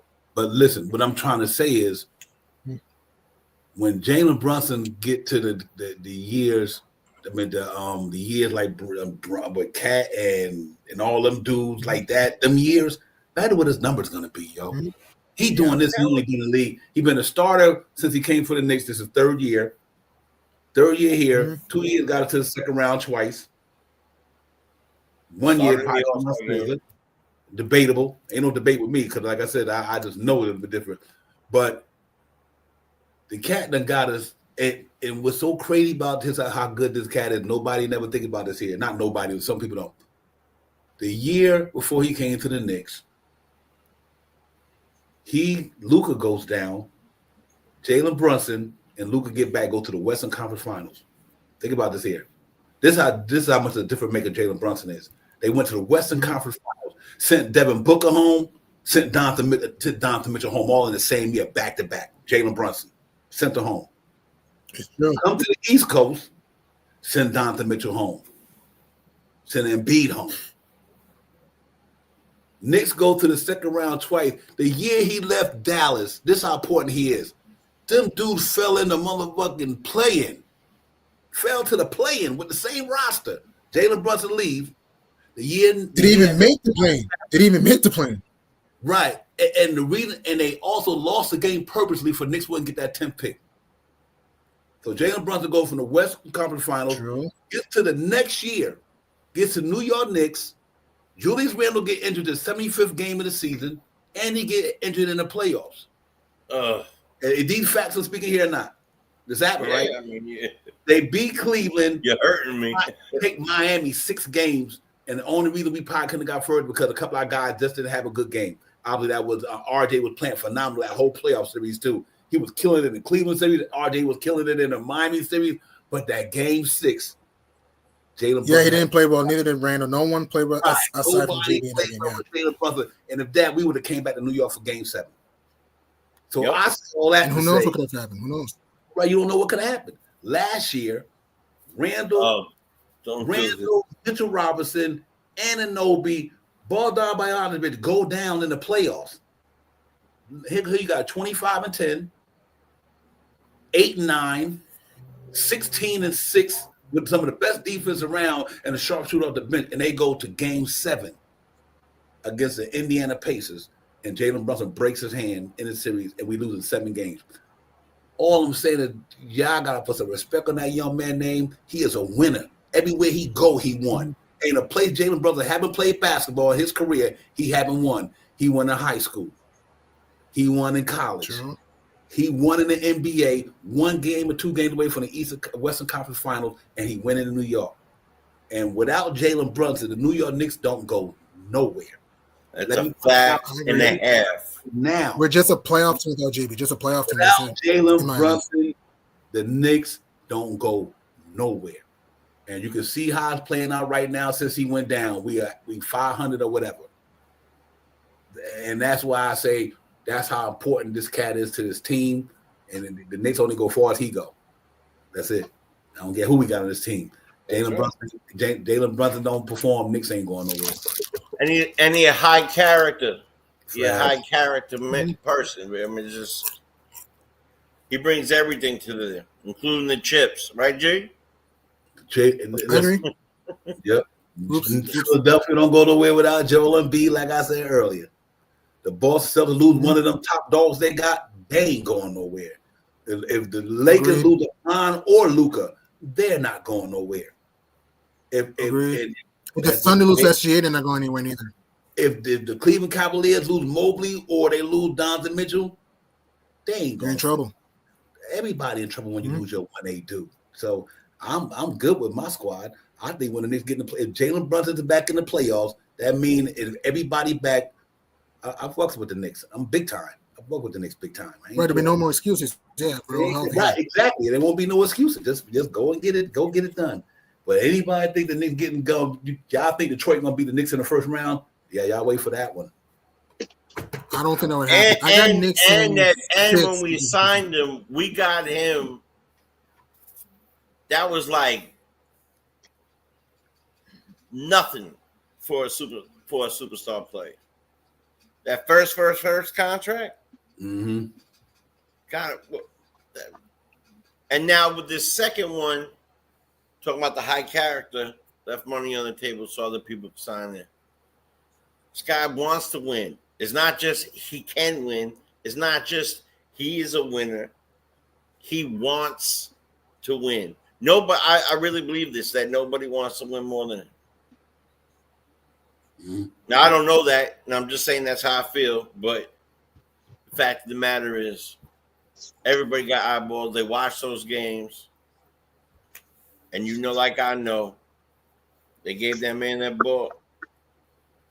Except for that one game, 6, in my money. Yep. And without Cat, the Knicks don't go nowhere, ladies and gentlemen. See, this is what I'm trying to say. Without Jalen Brunson, without Cat, the Knicks don't go nowhere. They're my best 2 players. They're my A1 players. It ain't about one or the other. It's about them. Without Jalen Brunson or Cat, Knicks still ain't going deep.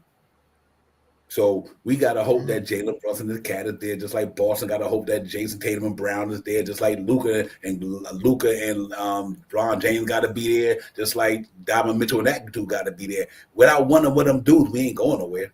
Not deep. We go, but we don't get deep without Cat and Cat or Jalen Brunson. I just say they made Jalen Brunson because he's the head of the snake. He's the one that gets the team involved. He's the captain. He's the one that's position is vital to the Knicks. We got big men. Even if Cat go down hypothetically, we might lose his production offensively, but we got a center who we could put there. Mitchell Robinson. You still have enough, yeah. Yeah, but we got a center we could put there. You lose Jalen Brunson, you ain't got a point guard like you could put there. The campaign, they induce them, won't get it done. But I'd say, man, we don't need to lose either one of these dudes. We need this whole team to be healthy going into April. It's almost around the corner. Shot Powers, man, we right there, man. What we got, like 13 games left? 13 games left, and we slipped a little 13, bit. 13. Yeah, we got 13. We lost a couple of games on Indiana because Indiana won a couple in a row. We lost 2 in a row. We had them by 5. Now that's making me antsy. We gotta keep that 3 seed. We gotta keep that 3 seed. What do you? Let me ask you a question. Anyone y'all can answer. What do y'all think about the Bucks, man? Real quick. Do you? I'm not scared of Milwaukee. Okay. What did you say? What was the question, Devon? Milwaukee Bucks. What do you think? I don't give a damn about any of the teams on the at all, but I know that the Milwaukee Bucks. I know you don't give a right now. Let me tell you right now. The only this, the Greek Freak is still the Greek Freak. After that, and I'm even talking Dame because his game fell way down after his injuries. I'll play Milwaukee. I ain't worried about that. So if the question is, God forbid, we get the 3 or the 4, if that's where I think that you're talking. No, I wasn't. Okay. I just asked you the opinion of the Bucks. That's okay. All. Well, Milwaukee Bucks, I'll give you a little fact about this. Milwaukee Bucks haven't won one game versus the top 3 seeds in the East. Not one game this year. So 0-9. I don't think nothing of it. They ain't got no. They ain't. Everybody got like an energy guy. We got the Heart. They had Portis was their guy doing that type of stuff a little bit. He's out for. He's not playing. Lopez is old. I don't think nothing of them. Nothing. I don't even think. I want to play Milwaukee in the first round. I want to play Milwaukee in the first round. We're gonna have some deer meat with mashed potatoes. We're gonna have some deer meat with mashed potatoes. I want to play Milwaukee in the first round. I think it's gonna stay. I think it's gonna stay Knicks and Pistons. I agree with you. I do. Unless the Pistons might change them. Yeah. Pistons might change them because Pistons only half a game behind them. They behind Bucks 30. Bucks schedule's bad.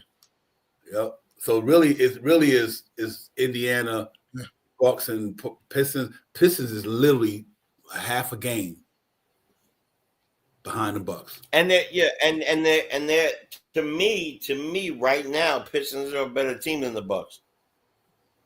I agree with you.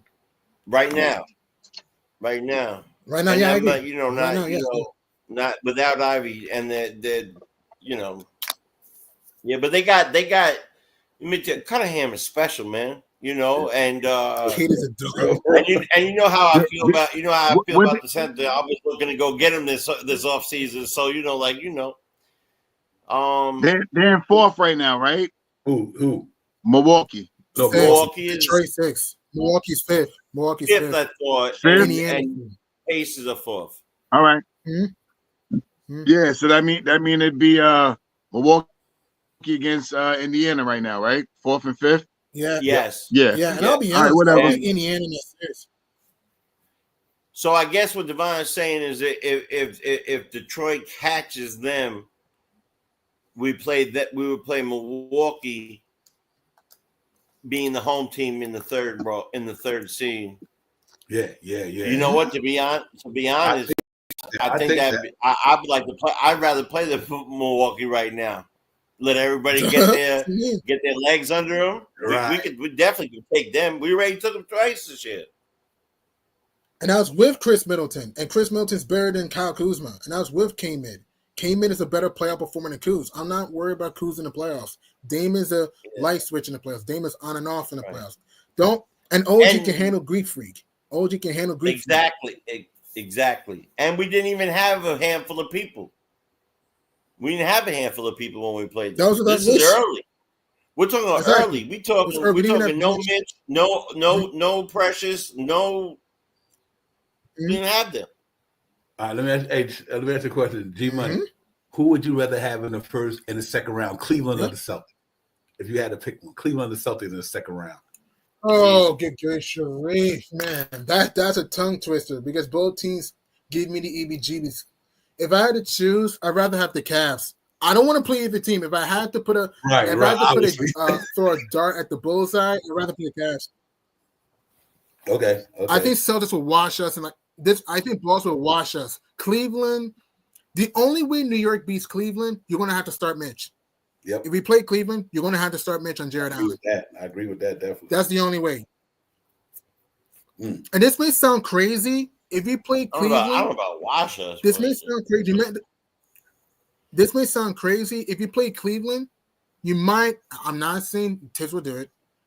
I want to hear your opinion on this, guys. Would you consider, if we play the Cavs, putting Bridges in the bench to get offensive bench? Because the Cavs bench is out of this world offensively. You know what I mean? Would you put Bridges in the bench if we play the Cavs in the playoffs? It'd probably be hard, not Bridges, but I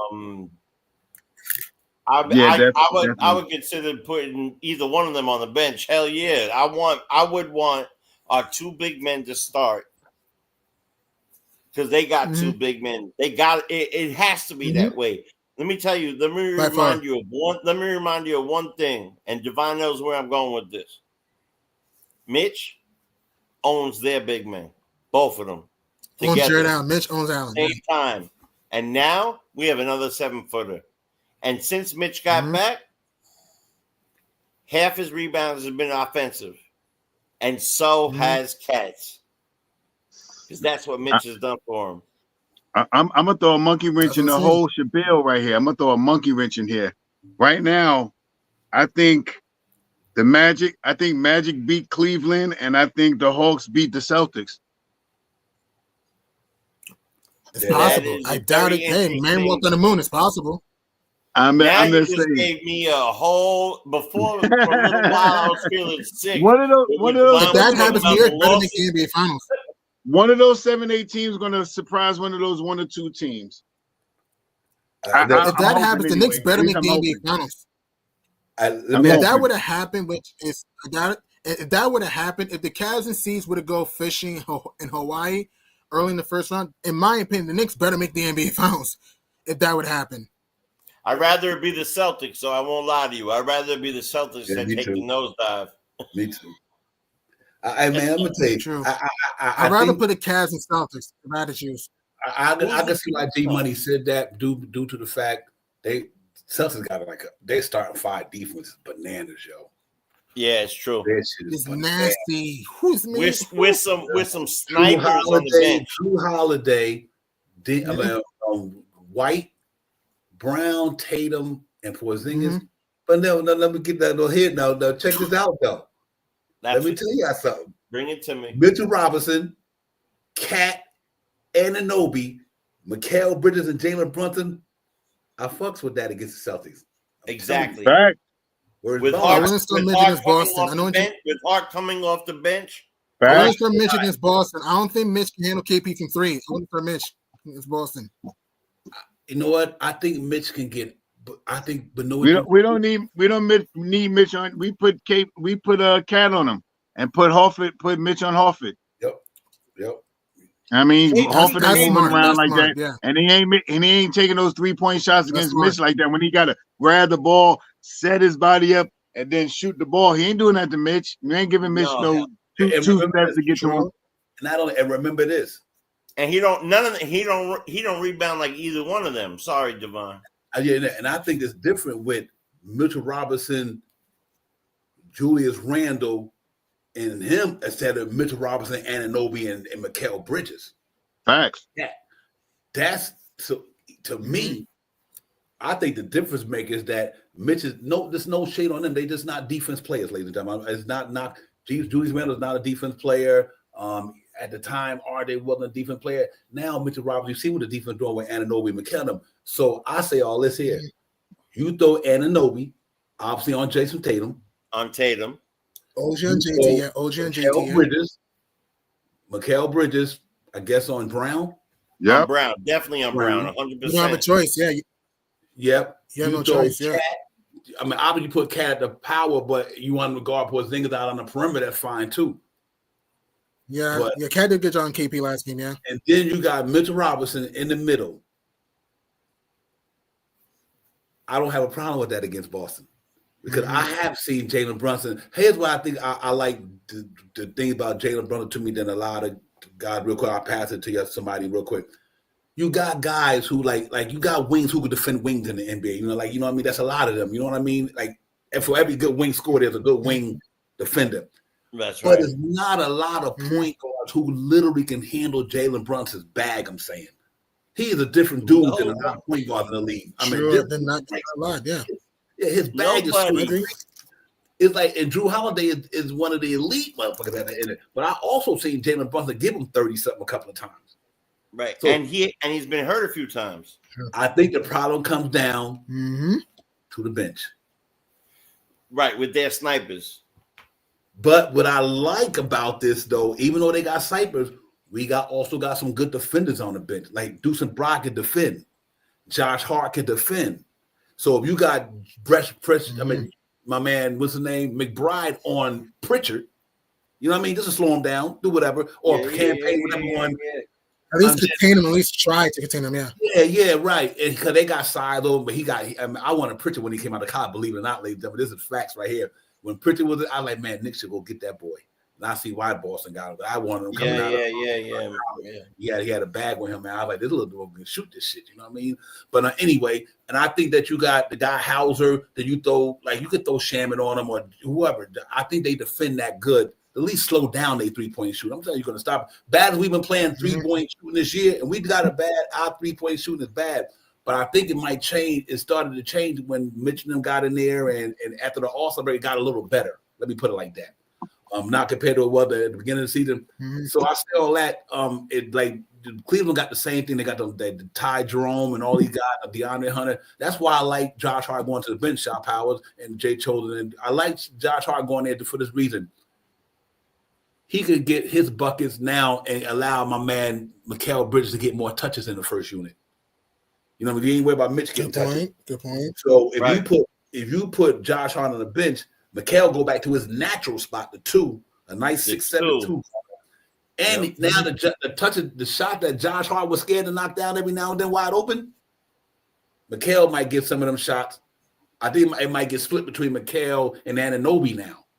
Josh Hart touches because Mitch don't even get touches down there like that. So I think you free up Mikal Bridges if you put Josh Hart on the bench because Mitch don't demand the touches. And I think a lot of them touches that, and I think Josh Hart will thrive on the bench with them guys because they like to play that fast-paced type of game.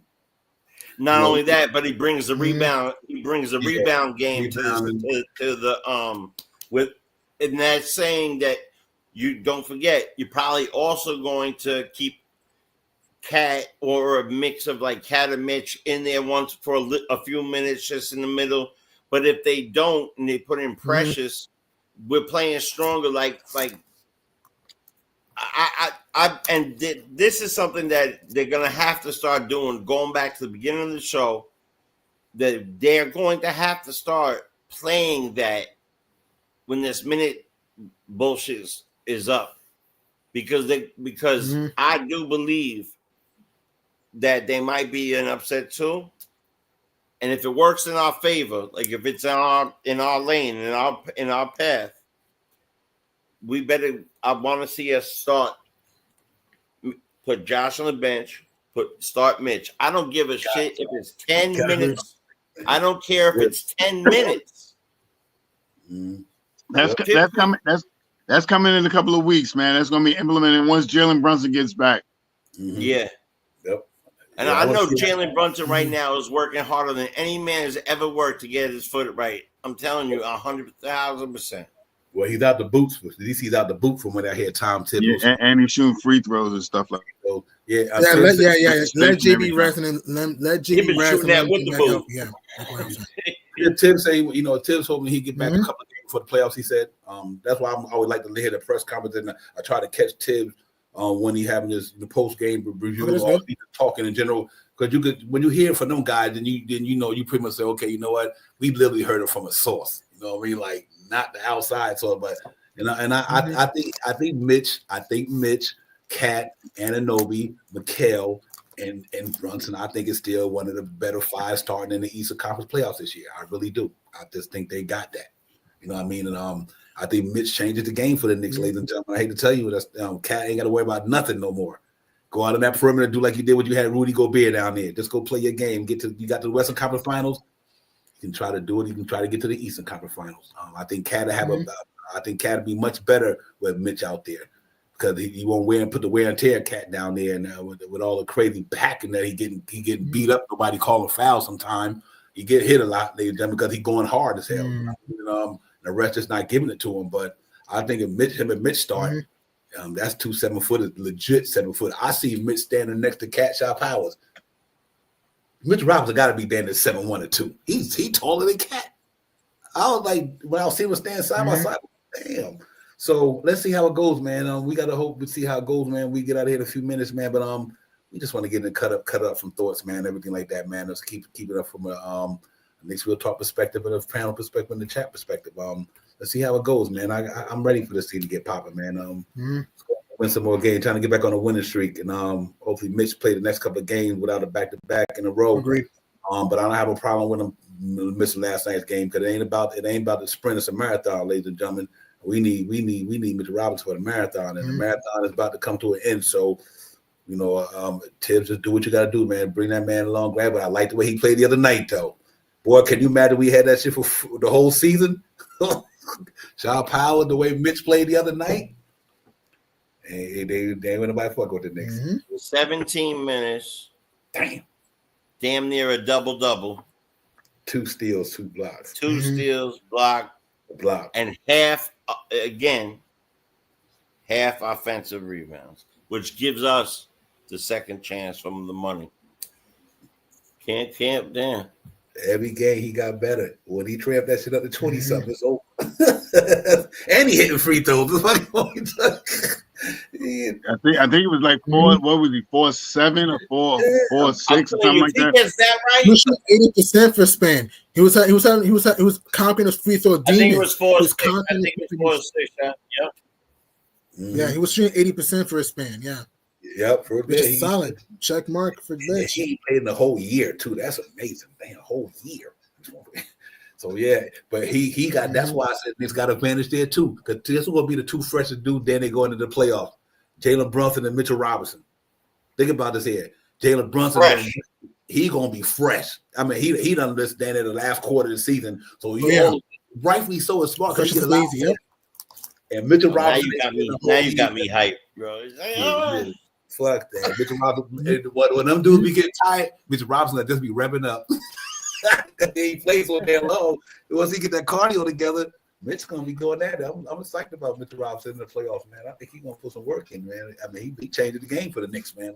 Like Shaw Powell said. Now I said we would have won the game, we would have been closer. We might would have won because a lot of the possessions that he might would have got could have made a difference in the way you catch a rhythm. You know what I mean? But like I said, we can't shoot 10 for 39 from downtown. But anyway, but man, it looked good, ladies and gentlemen. I know it's tough, man. We lost 2 games in a row, man. I really do. I know how it is. And I know we all want to throw everybody out to the joint, man. But ladies and gentlemen, it's really about the playoffs, though. It really is.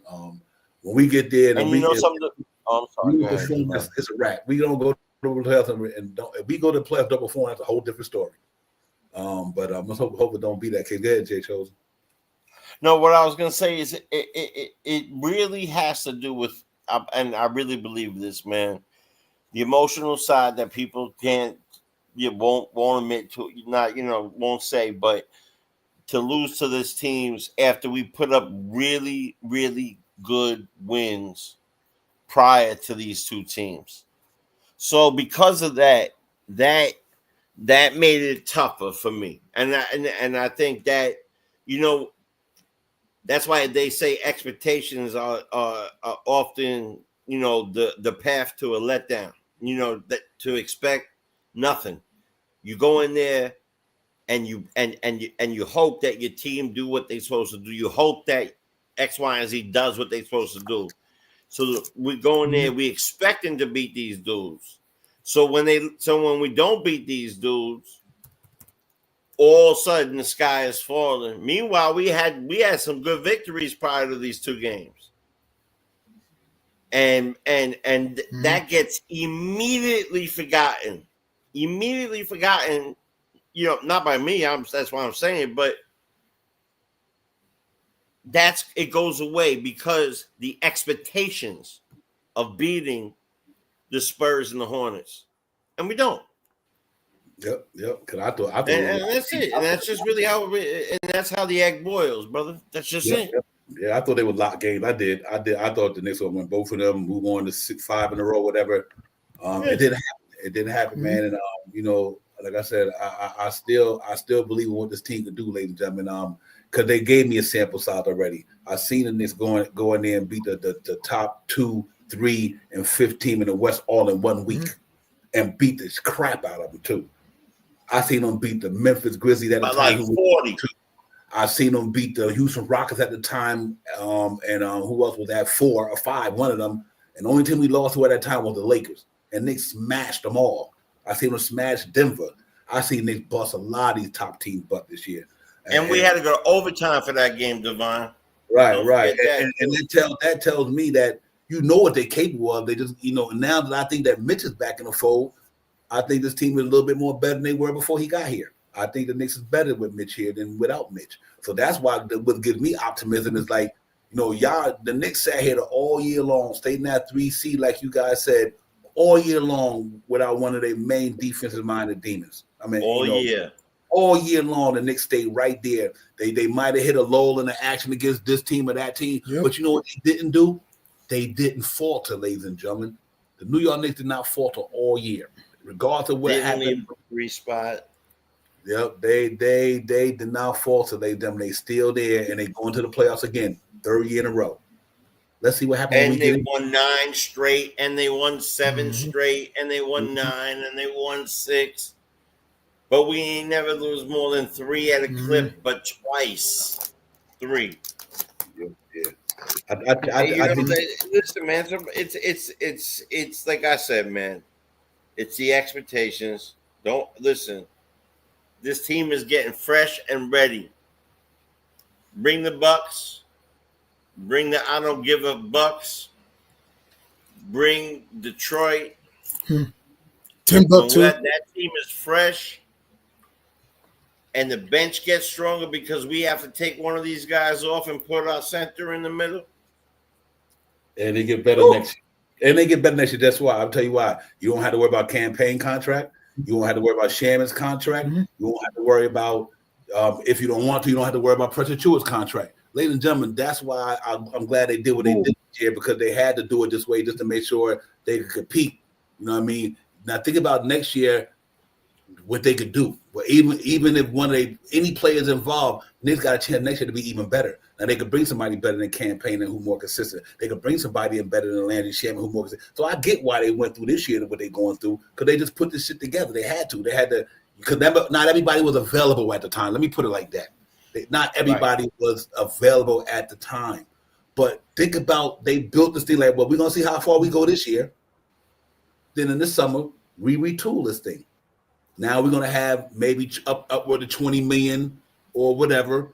And we try to bring in some players that might fit this mold. Like I said, let's say if Tyler Kolek ready next year. So they already got the money. They already got their point guard. They good here. They already signed them already. So let's say Tyler Kolek is that dude next year. Now they have to worry about the 2 to 3 to 4 and so on. So I think they're in a good spot, man. I think they played it well. And I still believe Daddy A will make this. He will be in a rotation for the Knicks the next couple of years. I believe Daddy A will be in that rotation. Maybe it might not be this year, but I think now that he been over here a year and learned the NBA, he understands what the NBA is by playing in the G League and being around the Knicks. So next year won't be like a deer in the headlights to him because he got his experience in. He won't come in the training camp next year worry about like, oh shit, this dude elbowing the shit out of me or whatever because I know how to do this shit now. I think the Knicks will be fine next year because I think they're gonna have about 18 to 20 million, depending on, and they could have more than that depending on what they do with Mitch.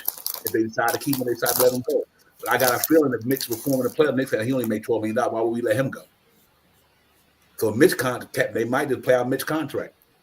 And if they do, I think they might go get a big man anyway to play behind him, because I think they're going to get, in my opinion, I think they're going to get, somebody in that 6'6", 6'7" area, that could play anywhere probably from the 1 to the 3 and go out there and get themselves kind of like, depending on what they do with Mitch, of course,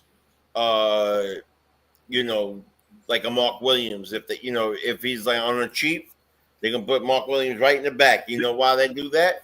Because now you can let Cat play the 4 all year, and you could interchange the centers.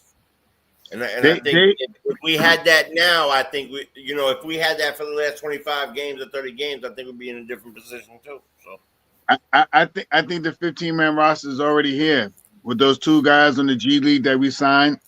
I think those guys are going to come up next year on small contracts. We got Tyler Kolek, Huckapurdy, and Bacone Daddier.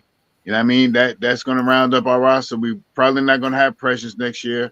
More than likely, Sham is not going to be here, and more than likely, Payne's not going to be here. So now we got the 10-man rotation, and then we have to fill out the 5-man rotation, which I think this Bocham, this other guy that we brought up on the 2-way contract. There's another signing, this European guy that they keep talking about. I don't know if he ever is going to get over here. And, and we got Huckapurdy. You know what I mean? So I think those are going to be the guys that we'll roll with the rookie guys next year. And, it'll be Huckapurdy. It'll be Mitchell Robinson and Cat on the swing. And then we'll have to look for then we got the Bochan and the what's the other guy name, man? Not Devin Wright, the other one we got. Anton. Yeah, the one that got the I don't mean to mock him. They got the more face like this. I can't remember the name, but we got two guys that we brung up. And I mean that's probably gonna be here next year. We probably sign them to cheaper contracts, but they're both 6'7", 6'6", 6'7", 6'7". Both of them. Yeah, both of them are around that age, and they're defensive style guys. With Patty might not be ready for next year, but I think Bochan and the other guy could probably fill in. They'll probably be on some cheaper contracts next year. So the Knicks got something to work with next year. You know what I mean? When it comes to it, and they won't have to break the bank because they're still going to have to probably give some money to Mikal. So see what happens. I do hope that they bring in. I do hope they bring in somebody. An automatic 6-man. I won't lie to you. And I do hope they bring in a cheap big man. And, but if that's what they have, that's what they have. I really would like to see that. Then that's just me personally. I do think they're going to keep Kolek and all those people, but it's But here's another thing with the salary situation. This why I respect what the Knicks is doing. See, I can understand this year. Well, let's say next year, guess who might be our backup 3 and 4? It could be TJ Warren and Okeke. Next year, the Knicks could be putting them in this year. Like, okay, I need you to ride out the G League this year. Do what you got to do, because right now these contracts that we have on these books, not even going to be here. We need you guys to keep playing in our system. And next year, when training, so they could be just grooming them dudes to be in our situation. You know what I mean? They are. Philly sign Okeke. Yeah, they signed them a few minutes ago. Yesterday, I think another 10 days. But you never know. I guess what I'm saying with guys like PJ Tucker, Dylan Wright, all in contracts leave next year, ladies and gentlemen. You know what I mean? Them little $1 million, $2 million contracts, I think they all add up to some good money for the Knicks. And I think they can go out there and depending on what they do, find somebody who's gonna have an impact that's gonna make our bench better. Because I think the only gonna might keep us from winning the ring this year if our bench offensively don't get it going. That's the only thing that stop the Knicks for me from getting to the Eastern Conference. If it gets Boston, would be our bench. Because I just don't think they 30th in the league for a reason. That's what I'm saying, man. Like I hope they get some sort of resemblance of a guy who can start and play the bench. And I think they will. I think some of them people. I really do. And I think it would be really, really smart to grab a Mark Williams, especially if he's like doesn't hurt you. Like if it's the $3 million one year, 1 year. Yeah, you can forget that. He's about to get $15 million. Right. After what he did. You see what I'm saying? That's why when he was up for grabs, I was like, damn, we should have got him for the backup to the backup. Yeah, I think it's more about what they was giving up though. It all depends. At that point. Because sometimes, like I said, always take money. Yeah, please, yeah. And I think we in a good spot, man. I'm not too concerned about us going in next year. I think this team would be much better next year because they all played together. They all been together the whole season. They all know how to get down. This is a lot of growing pain for the Knicks, ladies and gentlemen. Regardless of what we may think, this whole starting lineup only played 63 games compared to some of these teams who played more than that for years.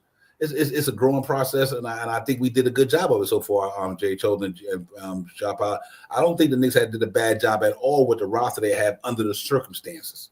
I really don't. Do we want them to be better? Yeah, we want them to be better. Do we want them to be with Boston and all that? Yeah, quite sure we did. We were right there at one time, game and a half behind them, but obviously, we lost one of our big dogs, man. I guarantee you, if Jalen Brunson would have played that game against the Warriors, we probably won 6 in a row. Because that we did 990 tonight, man. I don't know, you know what I mean? But let's hope that they get it together tomorrow, man. I hope they get it together tomorrow, win the game, man, get us back, get one of the games back. We just need to win 2 or 3 in a row, get them games back, and take it from there. But we're at home tomorrow? Yeah, we're at home. We are at home tomorrow, ladies and gentlemen, against the Washington Wizards. So, we being getting the popping, man, as usual, on the pregame show. I think the game might be at 8 o'clock. Let me double check. Yeah, I think it's an 8 o'clock game, ladies and gentlemen. So I think so. Yeah, we be here, man. We ready to get it popping. It is at 8 o'clock. We'll see y'all at 7 o'clock for sure. Knicks and Warriors. Wizards, 8 o'clock, ladies and gentlemen. We definitely see y'all at 7 o'clock tomorrow, man. And that's hope we can go ahead and get a win. Then after that, the next game we got the Mavericks. See, just like them with 2 winnable games the other day, these are 2 winnable games, but that don't mean you're gonna win the game. Like I said, the stats don't mean nothing until you get on the court that night. And last night, the Knicks got on the court, ladies and gentlemen. It just wasn't pretty. You better win one of these games, damn it! I'm gonna lose. If they don't win the next 2 games, you'll be upset. But like I said, they got a day's rest, man. That's a lot of road tripping they had, man. Don't make no excuses. I'm just saying it is part of the NBA, just like every other team. We had, 11 days on the road, come home for 1, leave out for 2. It was like I said, that's a lot of traveling. But legs probably got tired after playing a back-to-back. Like I said, we want to, say Tish should have played somebody else. That's understandable. I get it. I understand that. I thought he should have stretched the rotation last night. But I also know, along with that, no Mitchell Robinson last night. That didn't help us neither. 10 for 39 for downtown could have been because of the legs. Usually, sometimes when your shots ain't fall, your legs is tired. So, I wish they would have went to Kolek and them guys. I want Tibbs to go to them guys, man. Let's not get it twisted. I'm all about the young dudes. I'm an OG, but I got comments. I got sense. You know what I mean? And these guys, I'm in the street, the book, and we want them to play. But like I said, right now, these guys doing what they think is best for the organization. The only reason I'm not mad at it, ladies and gentlemen, because the Knicks is at 3rd in the Eastern Conference. The Knicks was 6th or 7th or 8th. We in the 6th spot, and all that shit. That I might see it different. But so far, who was chasing?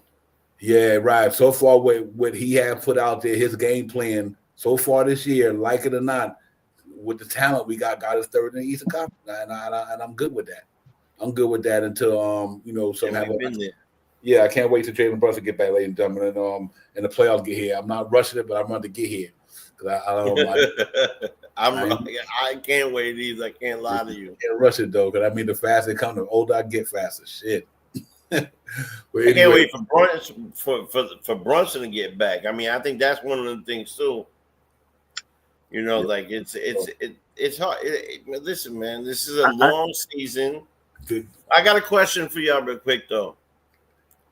And I know shot follows, just like you got fouled the money. I know that shot follows. So, do we bring somebody this year? Can we bring Moses Brown up? Can we? Yeah. You know. Yeah. The way they can it be two? No. It can't be two. It can only be one, unless they let go of PJ Tucker. Unless they let go. If they let go of Tucker off the 10-way, then they'll have they can make two roster positions by relinquishing rights deal. So that can make up two positions where you can hypothetically think about, depending on what the money is like, to bring up TJ and Brown. But one of them will have to come in right before the end of the season, and then you could probably bring one up now. And I mean, if they decide next week that they would let Walker go, Devon go, let him go, and maybe get rid of let Tucker go and go become a coach on the team or something like that, then they will have an option to bring up almost two players, depending on what their salaries would be. If they're veteran minimum, I think, is 3 point something, and veteran maximum is 5 point something. I think that deals with the years that's the guy's been in the league and stuff like that. So that's why if they were to sign Tucker, I don't think he would probably get that big money, but they're not going to sign him. I don't know if they're going to sign him for the rest of the year, unless they wait until the end of the year and pay him out in the buyout part of what the end of the salary would be for the end of the year, not the whole salary for the year. Like if he was guaranteed to play the whole season, it would be $5 million. Then he'll only get the percentage of what 12 games would be if they sign him next week. The percentage of the 12 games, and I don't know what it is in the playoffs. I'm not 100% sure of that. Yeah, no, yeah. They call it whatever. When you like get 30, if there's 90 games and you play 30, it's right. I can't get the word out of my head now. I can't remember it either. I know exactly what you're talking about.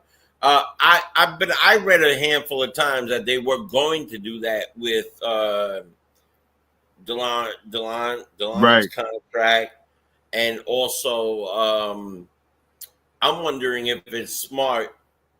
Like, do you have an opinion on this? Do you PJ or TJ, and if they get rid of the contract,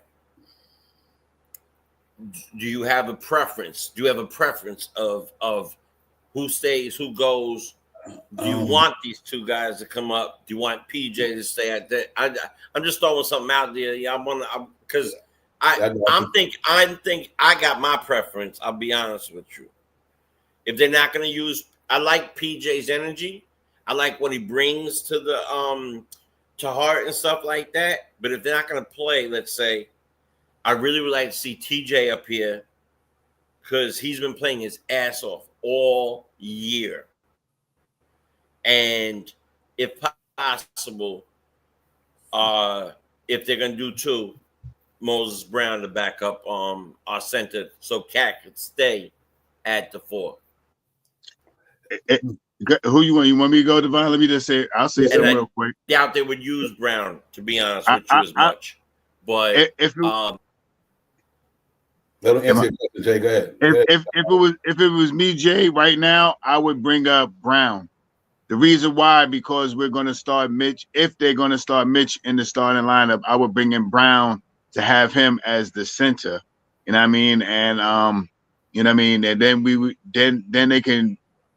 That would be it. Then you look at Brown being in there without having Precious. You probably start one of the starters, one of the wings, Mikal or OG, with Brown, and then you have Josh Hart, Payne, and Mikal and Deuce, Payne, and Josh Hart with Precious and Brown, if that was the case.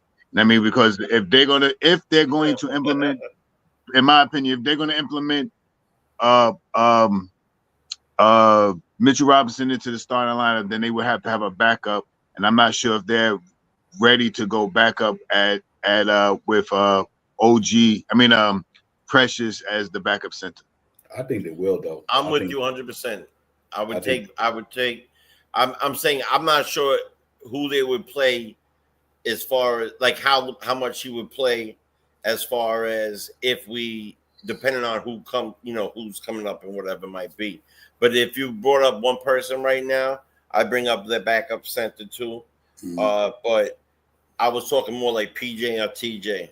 If you need somebody to score a bucket, I think TJ, either one will work depending on which one you need. I think if you need defense, then PJ works. If you need offense, then TJ works. Depending on what the situation. True. But me personally, if they put Mitchell Robinson in the starting lineup, they don't need nobody. Because first of all, them cats ain't gonna get no burn no way. Because if you're gonna roll out Champagne, Deuce McBride, Landy Shamet, Josh Hart, and Preston Chua, that's gonna be your five. That's the trust circle right there that Sean Powell's always talk about. If you put out five, out five, And maybe that might be the reason they never brought them all up, because they knew they just was gonna sit there and don't get no burn. And not for nothing, they never get burned. There's a reason why. Most of them never get called up. But I think the most important thing for me, from my perspective as a Knicks fan, not even a consecrated as a fan, I think Knicks could go pretty deep with Mitchell Robinson in the starting lineup. I just think that it's what they need. It's what they need. They need him in there because, like I said, he can give you he can give you what not Caskew. He can give you what what's his name? Josh Hart give you rebounding wise, put offense rebound. But I also think that it makes us a stronger team in the starting lineup because we got four guys who literally will have their hands on the ball instead of five guys. Everybody can't get the damn ball. That's what happened the year when we had it was who was it? Five RJ. Yeah. Is that with Payton? With Effort Payton? I'm talking about the year we had all that offense. Kimber Walker, Evan Fournier, Julius Randle, Barrett, and Mitch. That's too much offense. Everybody can't shoot the damn ball, you know what I mean? So I like the fact that Mitch is in there because, like I said, Josh Hart don't even got the pressure trying to do that shit no more. He just gonna be six man off the bench and killing it, you know what I mean? So that's why I like it from that standpoint. And I think Tibbs them like it too. And that's why they playing it a lot. And the way Mitchell Robinson played the other night is probably only gonna get a little better. Can't get worse. He can't get worse than what he played the other night. It don't even get better. So let's see how it goes, man. Who knows? We whatever we do tomorrow, we better get these boys out of here. I know that, but if we lose that game tomorrow, I might not even do this. Don't even. I'm not gonna even listen to that. If the Knicks lose tomorrow, oh man, you might not see me. That'd be hard for me to swallow right there because I know how resilient. I would never. I'm not. That's the reason why I say that. I'm gonna tell you why I would be upset because I know how resilient this team is. I mean, it's a resilient basketball team. Knicks don't lose a lot of games in a row this year. They lose a couple of games. They get back and bounce back in the right way. That's why I would be disappointed if they lose, only because I know how resilient Shaw Powers. This Knicks team is. They've been resilient all year, even on their 4-game, 5-game losing streak, whatever the makes case be. They found a way to get a winning streak going after that. At the time, every now and then when Knicks lose some in a row, they win some more in a row. So that's why. I think we get Shaw. I think we get these two guys tomorrow. I mean tomorrow in the next game, Dallas. I think we beat these guys tomorrow. Then we off Sunday and Monday. Then we play Dallas Tuesday with no Kyrie, no Luka, no Anthony Davis, nobody. Nobody. Right. So I'm hoping we bounce back and win these games. Not because we supposed to win like we both won the last two, but you can't worry about that. They lost, but I think they bounce back though. I think they get it popping. Yeah, I was just interested. So go ahead, Shop. Take it any way we can get it. No, I was gonna say take it any way I can get it. Yep, facts. That's facts. Look, we win by point 1-1-1. I'll take it tomorrow. Like that. Swear to God, I'll take it. That's right. That's right. Win is a win. I don't care how you get it. I'm telling you, man. I'm Yeah, telling you, man. We just gotta correct a couple of things, man. We got to make sure our energy is always in every game, man. We can't come into games like this Charlotte game, and you got to think because their record says one thing that they are that way. Sometimes your record don't tell you who your team is. Sometimes tell you how your team playing. But nothing don't really tell you, the players you got on there. Because like I said, LaMelo Ball is an all-star. We said the same thing when we played New Orleans. Don't forget that same thing. I can remember the day we said it, that the team is dangerous, that they're missing the guy. I think at the time a couple of new people were playing on that team, and they were playing good. And we were like, you know what? They were an NBA team, and most of their team was hurt. I think CJ was still hurt. I know that Zion was still hurt. And a handful of people were hurt. And Alvarado, when they're not hurt, you watch how they play. They play better. They play a good game, man. So yeah, they don't have no pressure on them. You're right, exactly. And you know what? That you know is how much easier it is to play when you know that it's. That no one's expecting you for nothing. There's the expectations that we're talking about. There's none of that other stuff. You're just going out there ball.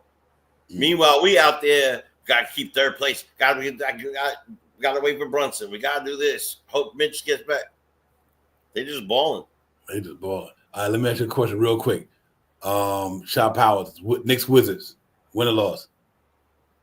Win. Knicks Mavericks. Win. Clippers in New York. Knicks Clippers. Skeptical. Bucks and Knicks in Milwaukee. Win. Knicks and Trailblazers Sunday. That's skeptical. We beat them. In New York. Yeah, that's skeptical, but I think it's a win. Knicks Sixers. Win. Quentin Grimes is killing it over there right now. He's doing the dang thrizzle. 30 points. He's averaging about 30 points over there. Wednesday, April 2nd, Knicks and Cleveland in Cleveland. JB comes back and we win. Okay. Hawks and Knicks in Atlanta. We win. Knicks and Suns in New York. It's a skeptical one. Okay.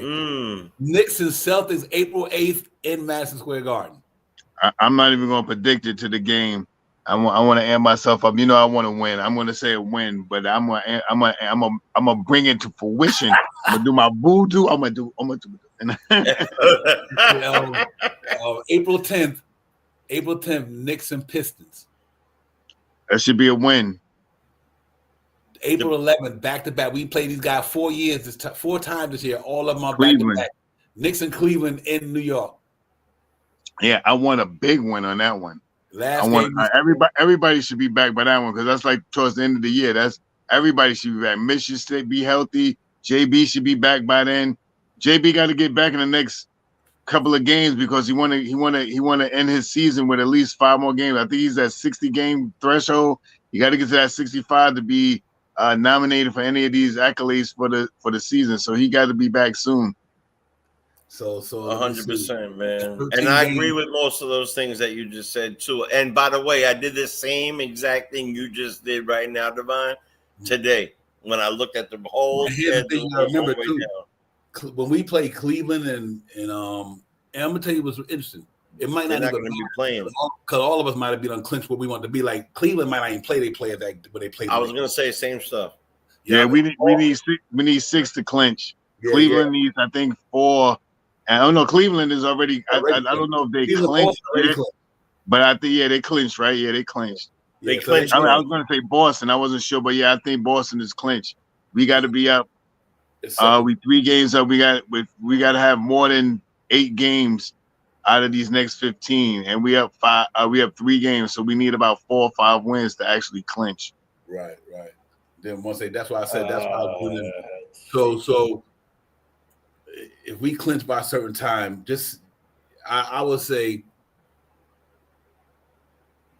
lower the minutes substantially, or the last 4 games, I think you're gonna have to kind of ramp it up to get them playoff mode ready. You can't go into the playoffs with no rhythm. So maybe we clinch in a certain period of time. I'm hoping that we clinch that 3rd seed or whenever we clinch the playoff spot, we got to be in the top 3. We got to have home court advantage somehow. I would love that. You know what I mean? So, but whatever the case may be, I think we clinch this thing try to clinch at 50 wins and say, you know, a successful season under the circumstances. We got the 50 wins. We all had them higher, but we can understand why they ain't get higher with the injuries and Jalen Brunson and all these guys. So, but it's gonna be interesting, man. But I'm with you a lot again. A lot of them is winnable. Like I said, don't mean we win them, ladies and gentlemen. But if you look at it in totality, we're supposed to win. Like we're supposed to be, even though we're supposed to have beat the Spurs, that we're supposed to beat the Hornets. So that's all. I'm only basing. This is supposed to be our 10-game stretch that I was talking about, man. They didn't. JB didn't want to go twist his ankle on me and stuff. We supposed to be already up 5 games right now, talking about the next 4 games. Like, yeah, Jaden. That's the way we're supposed to be. JB. Nah, I'm just joking. Yeah, because I think if I really believe we should be able to win the next 2. Clipper game is going to be the James Brown game for me and Shy Powell. That's a big payback. We need some get back on that. They just beat us on the West Coast. But a lot of these games going to be tough. Like I said, without Jalen Brunson, you can't guarantee a lot of them. But I do think we can win some of them too as well, man. Like I said, we know JB ain't the only reason why we win basketball games. We know he's one of the main reasons we win a lot of basketball games, ladies and gentlemen, because he's that good. But like I said, you never knows what happens with the way these guys might sit their players and all that. I don't care. Just going to the playoffs healthy now. Now I'm at a point right now, Shy Power, with this. If we get the 3rd seed, I don't care who beat us that night. I just want to make sure we get in the playoffs at the 3rd seed. So I'm not mad at some of these losses. If we lose, no, it is. If you lose to the Hawks, they fighting. The reason why if you lose to the Hawks, it ain't because the Hawks better than us that on April 5th. They fighting for to get in the play-in on a certain position. You know what I mean? We already locked in our position. But if we lose to a certain team, like other than Cavaliers and the Celtics, and I don't really care about the teams we lose to, because I just want to make sure that we go in the playoff, we ready, man, and we go in there healthy. And Jalen Brunson had enough time to be on all cylinders. I still got Knicks. I got Knicks definitely going. I had them in the Eastern Conference Finals. My prediction this year, and that was based on we playing Boston in the finals, in the Eastern Conference Finals. But being that we might have it in the second round, that's different now. But I thought that Boston, if we didn't have Boston in our bracket, I thought Knicks could have made the Eastern Conference Finals. So it might change now because we got Boston in the second round. I thought it would have been Knicks and Boston when to go to the finals. I mean, that's what I had. You know what I mean? That might change a little bit. But I'm not wavering on our team, though. I think our team is good enough to get it done. Man. I think we got talent down there. And they talent been playing all year, and they got us right where we at all year long, despite all the bad losses. And, couldn't imagine we didn't lose some of the bad losses, should we probably be up there with Cleveland at, or a lot of things like that. You didn't lose Mitchell Robinson, didn't lose Jalen Brunson, or whatever the case may be. But this team is still right there, man. So I'm not too mad. I'm just disappointed in the losses that we gave up because I wanted us to win them games to get closer to where we wanted to get to. But that don't mean we won't get to where we get to. But that's the perfect word. It's disappointing.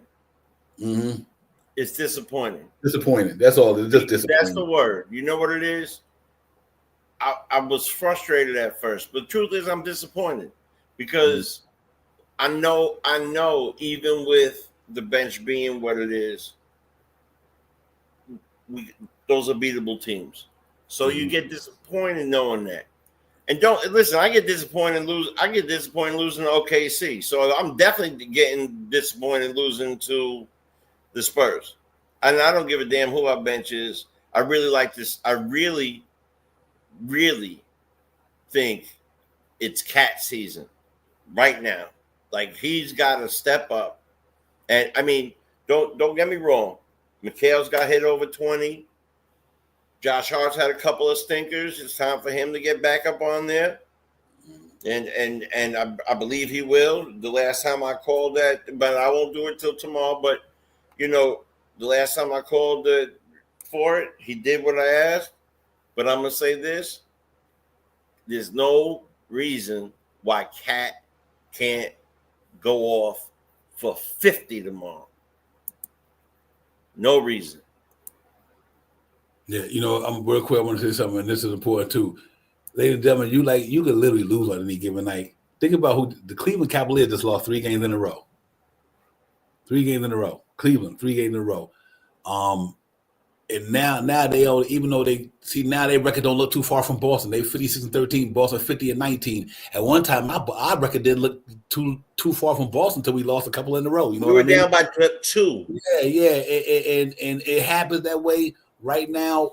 The most wins in the East is the Boston with 3 and Indiana with 3, and there's nobody else with a winning streak that long except for the Pistons with 2. So some teams is this week playing good ball, and we're not. We need our guys to, get back at it. But I believe in this team. One thing, they're a resilient team. Watch tomorrow night. Nick's going to smoke Washington tomorrow. Number one, they not on a back-to-back. Number 2, Mr. Robinson to be back. And they got a bad taste in their mouth. They got a bad taste in their mouth. They want to get that shit out of there. Trust me. So I believe they come out tomorrow and play hard, man. And we'll talk about it on the pregame tomorrow, man. 7 o'clock, ladies and gentlemen. But we just got to keep fighting, man. Keep fighting. We in a good spot, ladies and gentlemen. We 43-26.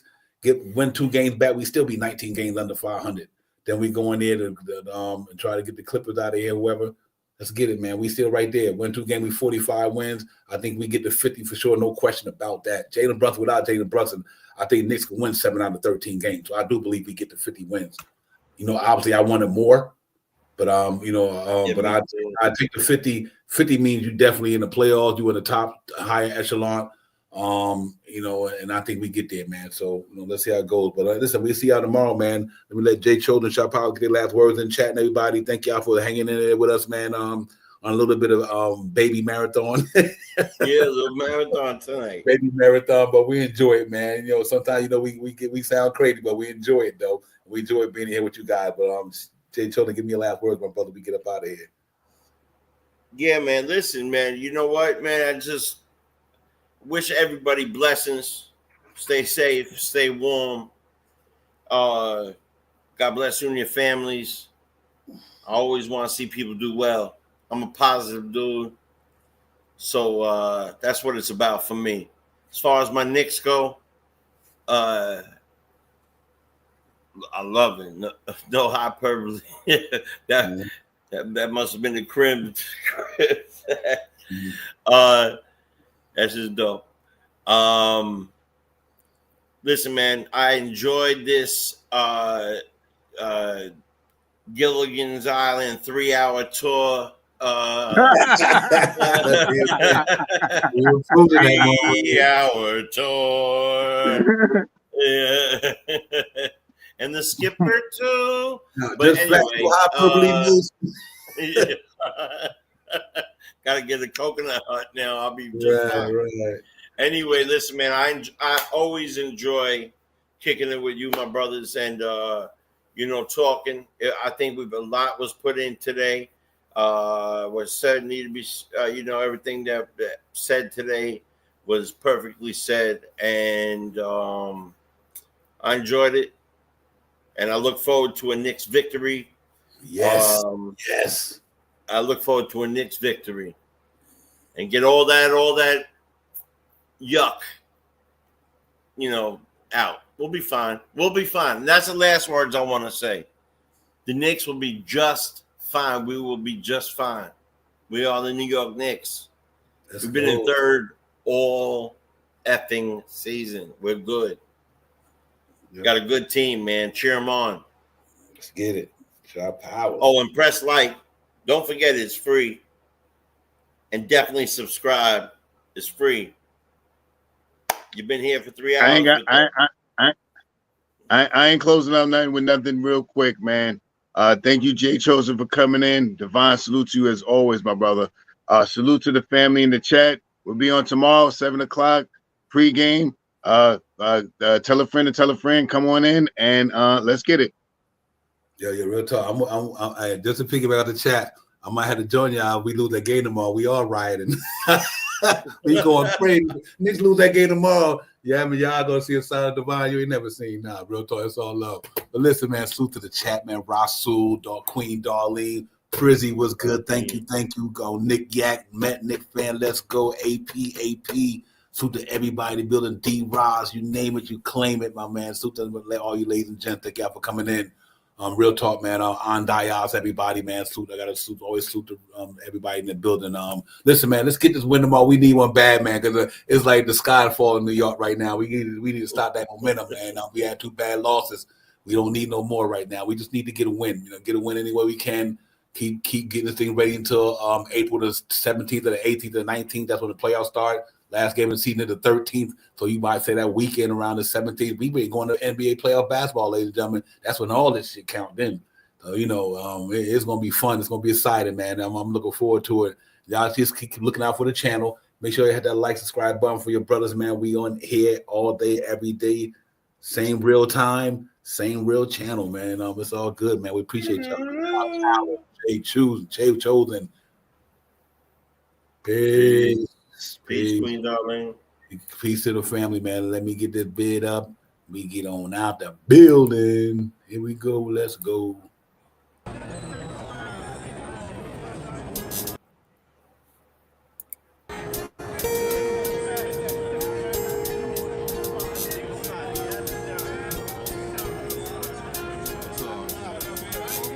We about to hit you with the recap like Aaron Judge with a bat because we touching on facts. And plus we up in these hats. It's Nick's real talker. We cut from a different cloth. We cook a Nick broth with a different sauce. We bubble like a hot pot in the kitchen. We dripping on the surface, spitting verses with these bars and b-ball. Cause no matter how far the stars, we see y'all like a telescope. You can tell it's dope by the way we unveil these news and notes. Check the box score, a top score, knock it down shot. Plus we got a lock for 48 minutes. Putting on the clinic, the cat lieutenant, they entered the winner. The game is over. We trooping in our temples like soldiers and train the planes, the Range Rover. I'm getting up and over the list. We on the BQE and we maneuvering swift. Say Tokyo, but we can drift. Cause the pokey be on the low, so our flow had to shift. We about to be out in a few. No doubt next time we see you to be on a game preview. It's Nick's real talk and we a vibe. We get it poppin' every day and every night. We on that Nick shit and we about to vibe. So let's ride. It's Nick's real talk and we a vibe. We get it poppin' every day and every night. We on that Nick shit and we about to vibe. So let's ride.